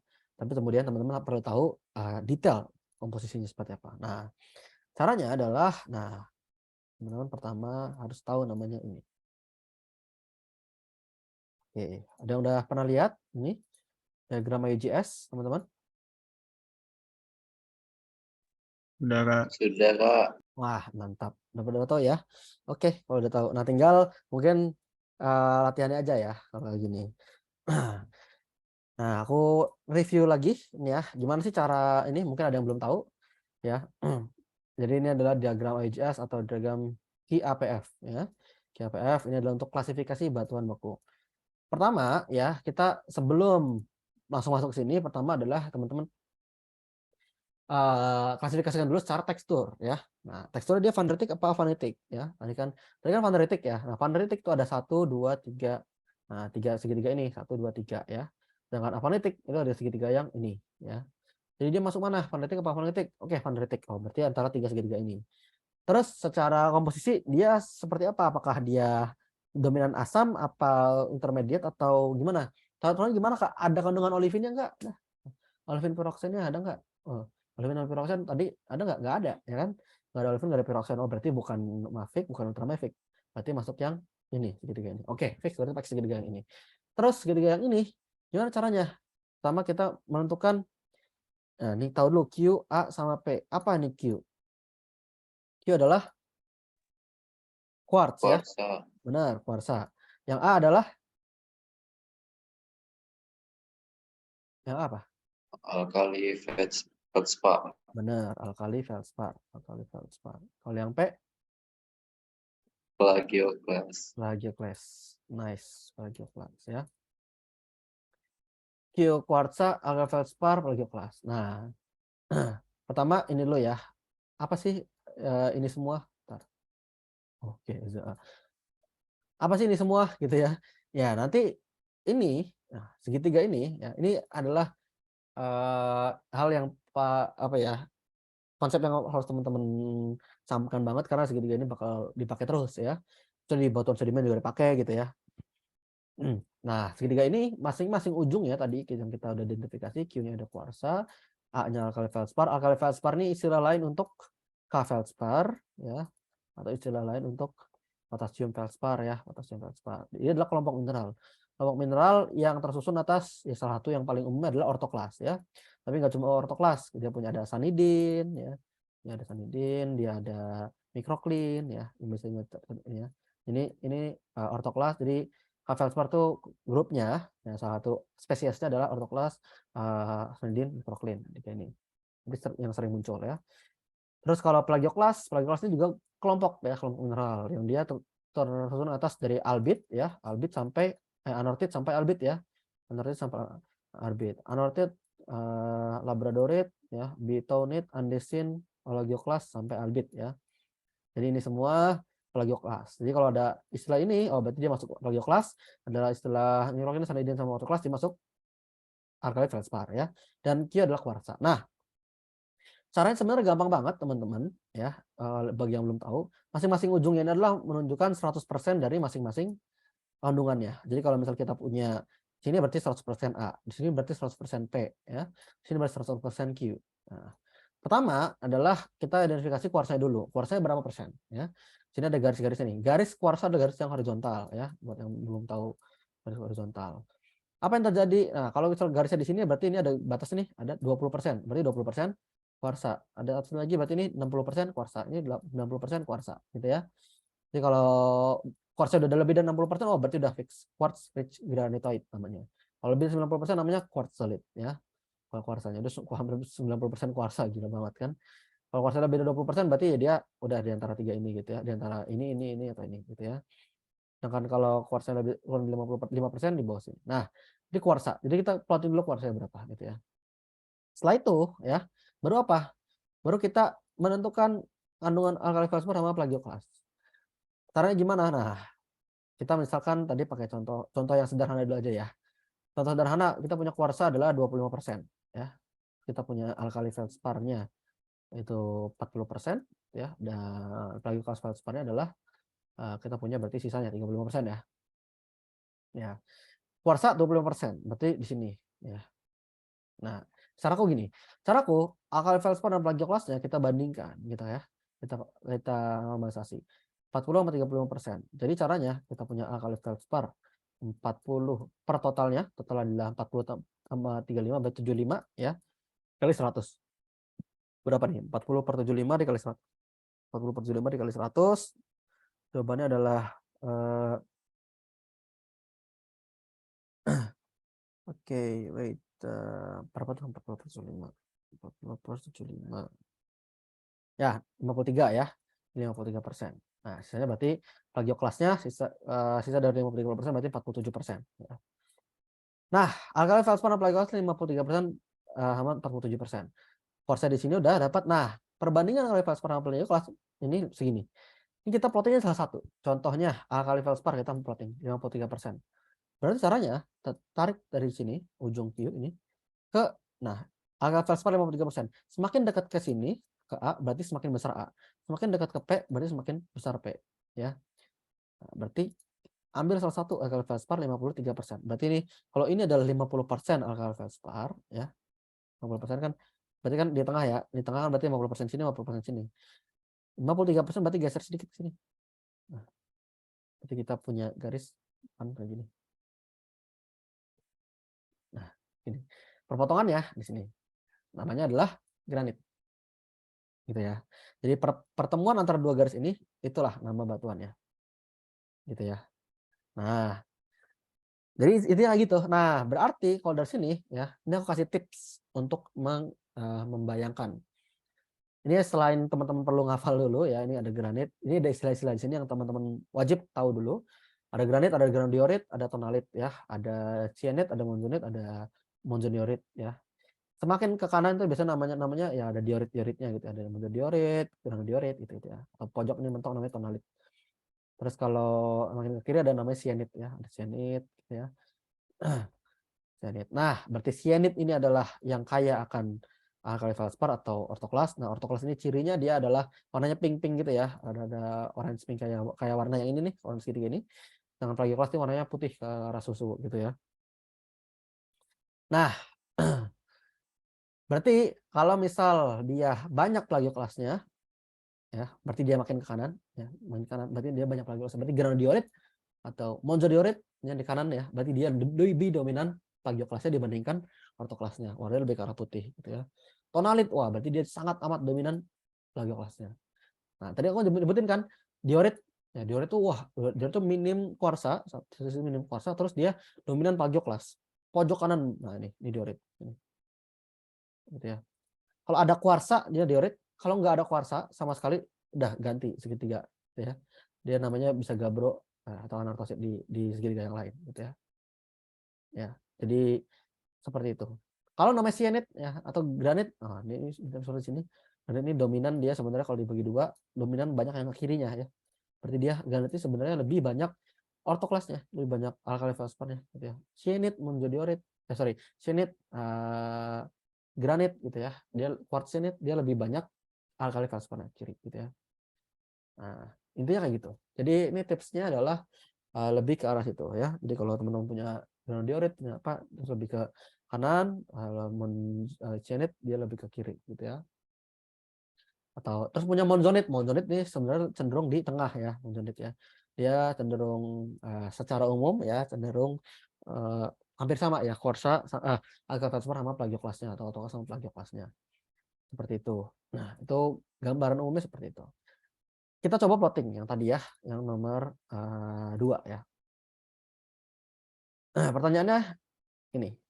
Pertama dia dari Van der Tik ya. Jadi kita bisa coret aja nih Hidrolit sama Dasit ya, terus kita punya antara tiga ini. Dari diorit juga kita udah ini ya, dia nggak mungkin diorit. Antara granit dan diorit.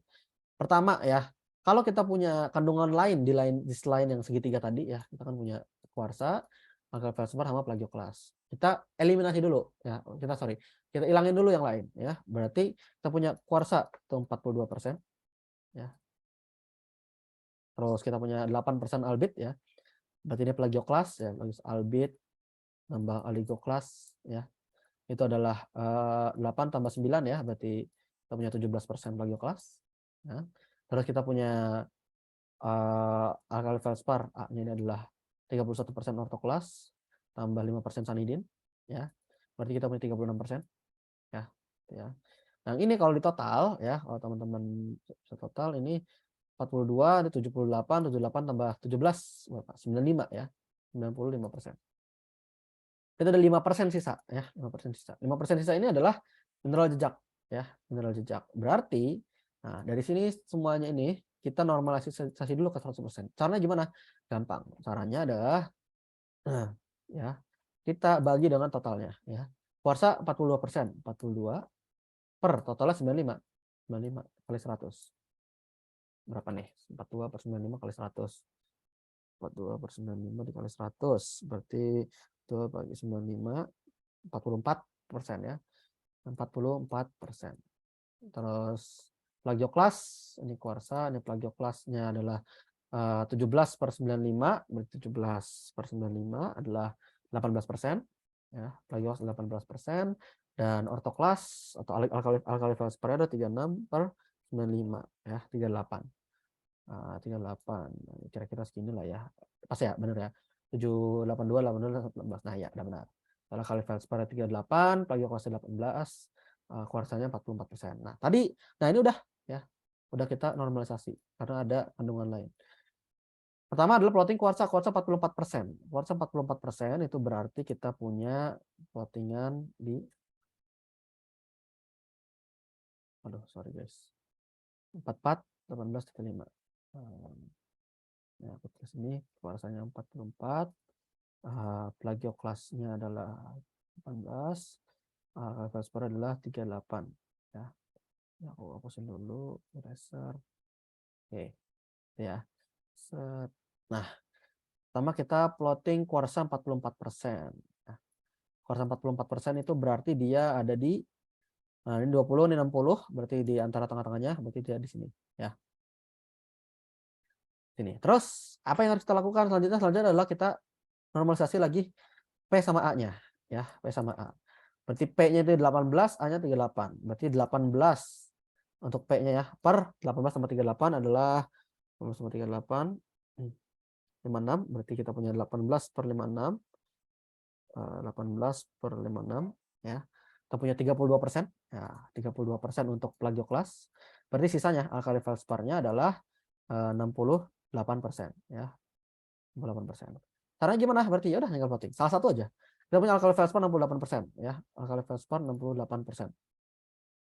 Berarti kita punya, nah ini tadi kalau kuarsa di sini ya, alkali feldspar 68%. Ini tadi 50% ya. Terus ini adalah 65% untuk alkali feldspar, 68% di sini. Berarti kita punya garis di sini ke atas untuk kuarsa. Kita akan punya perpotongan di sini. Nah, garis ini sebenarnya dia adalah 68% untuk alkali feldspar dan 32% untuk plagioklas. Jadi dia merepresentasikan dua-duanya. Karena ada kita normalisasi ya. Di garis yang vertikal ini adalah garis yang merepresentasikan dua-duanya ya. Sehingga kita punya perpotongan di granit sehingga namanya adalah granit. Paham teman-teman? Sementara ini mungkin ada yang mau ditanyakan terkait klasifikasi ini, sedikit yang sedikit lebih advance ya. Mungkin ada yang udah pada tahu, bisa latihan aja, ini buat latihan. Jadi ya segitiga yang bawah yang feldspatoid, ini F kecil, F ini adalah feldspatoid adalah mineral-mineral yang dia mineral feldspar tapi yang kekurangan silika gitu ya. Jadi hampir jadi feldspar. Jadi tapi kita abaikan yang bawahnya, yang abaikan ya. Khusus yang atas jarang banget mineral feldspatoid keluar.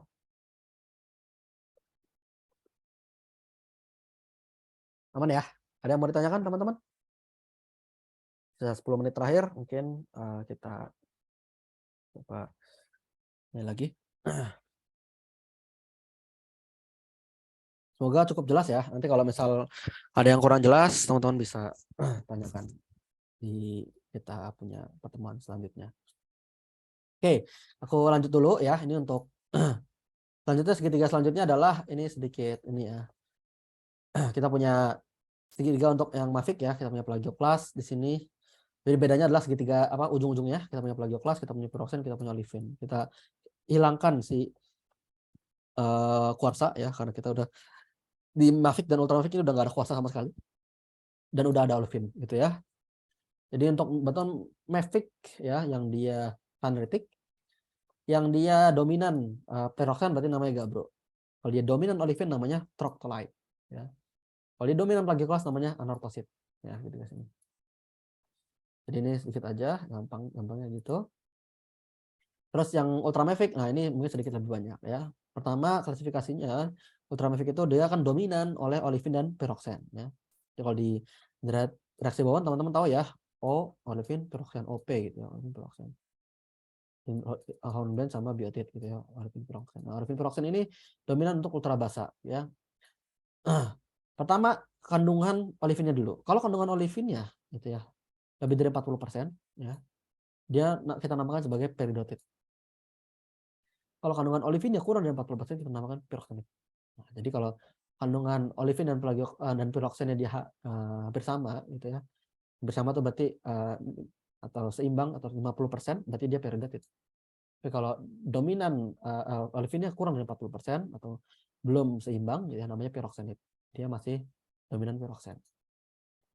Gitu ya. Terus peridotit. Nah, spesiesnya apa? Spesies di peridotit kita punya Habsburgite. Habsburgite kalau ortopiroxennya di kiri, kalau piroxennya dominan ortopiroxen, Wehrlit kalau piroxennya dominan clonopyroxen. Kalau plagioklasnya, kalau olivinnya lebih dari 90%, kita punya batuan beku ultramafic yang paneritik namanya dunit. Kalau dominan olivin udah hijau banget itu namanya dunit ya, hijau banget dan hijau cerah gitu ya. Atau kita punya lertzolite, ini kalau piroxennya dia di tengah-tengah ya, hubungan antara ortopiroxen dan clonopyroxennya dia hampir dominan, hampir seimbang.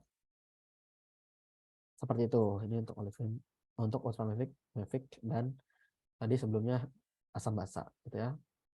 Asam intermediate.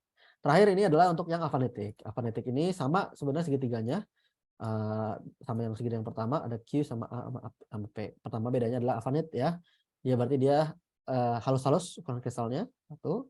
Terus tinggal nama-namanya beda gitu ya. Kalau tadi granit kita punya riolit gitu ya. Kalau tadi granodiorit dan tonalit kita punya dasit di sini ya. Tadi kan ada yang dipilihin beda dasit gitu. Terus kalau kuarsa sedikit kita punya namanya trachit. Kalau dominan adalah fosfor, ada merah, ada pink.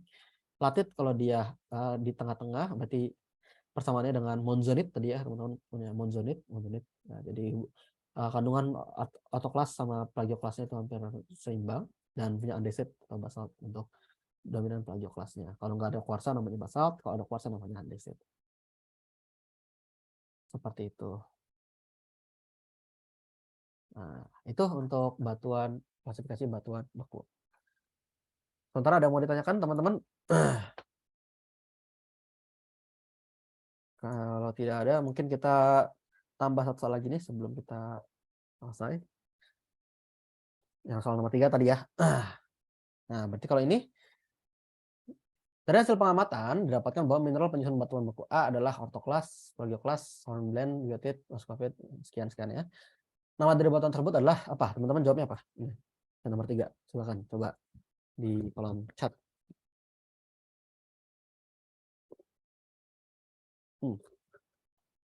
Udah berkurang partisipannya, tinggal 7. Diorit, diorit, oke. Yang lain?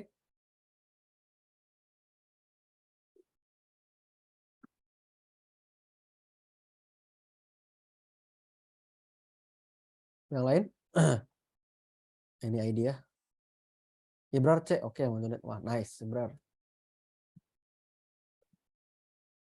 Nggak apa, ini salah atau ini nggak apa-apa. Yang lain? Ada ide? Jawaban lain?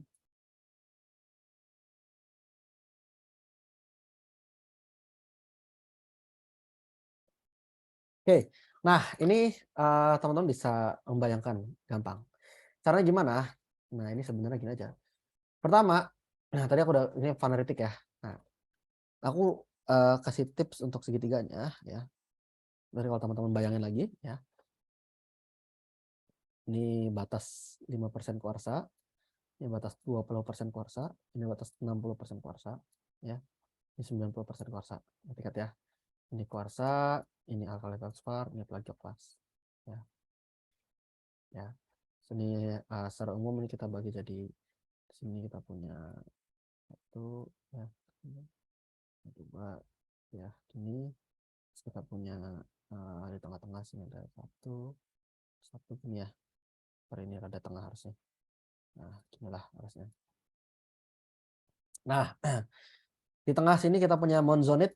Teman-teman ingat monzonit. Ya. Di kiri sini kita punya golongan cyanid ya, ingat cyanid. Di golongan sini kita punya diorit. Monzodiorit ya, monzodiorit ini pokoknya. Kita punya granit di sini. Kita punya granodiorit di sini, kita punya tonalit di sini. Ya. Monzonit tengah, diorit di kanan, cyanid di kiri, granit di atas ini, granodiorit. Ya, ini quartz solid, ini quartz bearing granitoid bearing quartz. Nah, terus jadi gini, semakin ke kiri ya atau dominan alkali feldspar dia akan cyanid, granit dan kawan-kawan. Dominan plagioklas dia akan diorit, tonalit, granodiorit ya. Kalau di tengah-tengah dia monzonit. Nah, pertama kita lihat dulu. Nah, ini ada mineral-mineral yang nggak ada di segitiga ini. Berarti kita hapus diorit, biotit, muscovite, kemudian kita hilangin. Sisa 3 ini kan. Kita punya kuarsa 5%, ya. Kita punya ortoklas 30%, dan kita punya plagioklas 30%. Nah, ini sebenarnya udah kelihatan. Ya. Quartz 5%, total 65 ya, 65.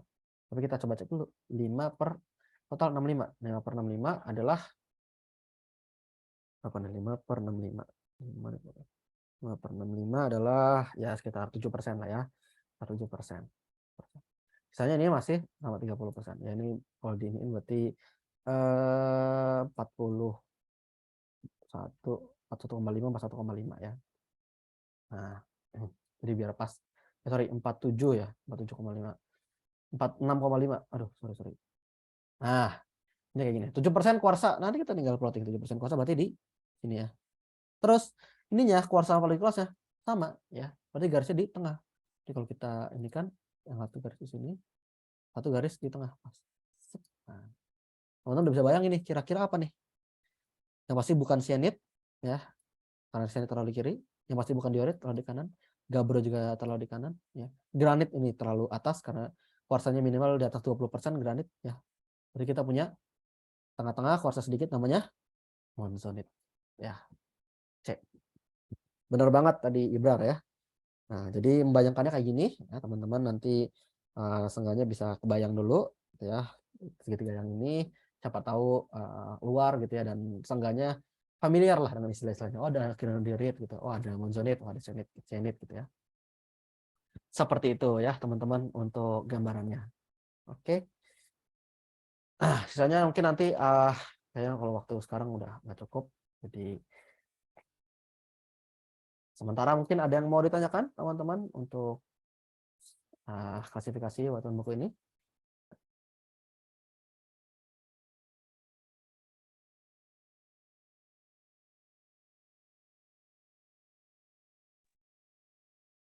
Sorry guys, ini kok aneh banget tiba-tiba keluar. Cek. Tadi jelas gak ya teman-teman pas bahas monzonit? Sorry, tadi pas tiba-tiba keluar. Jelas, Kak. Jelas ya, benar ya? Oke, mantap, benar. Berarti teman-teman insya Allah udah paham lah ya. Untuk ini nanti selanjutnya kita bahas next. Kita ya bahas tadi ngabisin yang tadi ya. Sekaligus juga aku kasih ya drilling untuk teman-teman soal-soal supaya makin mengelotok gitu ya. Ini soal petrologi jadi bisa kelibas semua gitu ya. Oke, ada yang mau ditanyain sementara? Berar, Eza, Agung, ada Zulfa atau Intan atau Dera? Kalau nggak ada mungkin kita cukupkan berarti ya untuk pertemuan kita pada hari ini yang sangat luar biasa, 3 sesi sekaligus. Besok juga ya.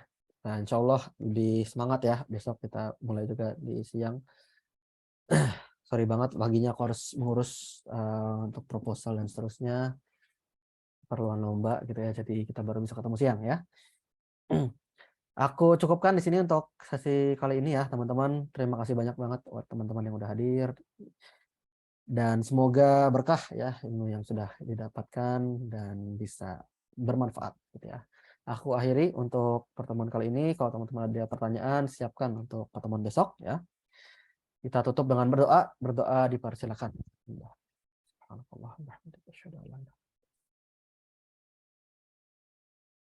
Ya, sudah cukup. Terima kasih banyak teman-teman. Selamat beristirahat. Semoga sehat selalu. Aku akhiri. Wassalamualaikum warahmatullahi wabarakatuh. Baik guys. Ya, sama-sama Dera. Waalaikumsalam warahmatullahi wabarakatuh. Syukron Kak. Ya, Afwan. Sama guys. Selamat istirahat.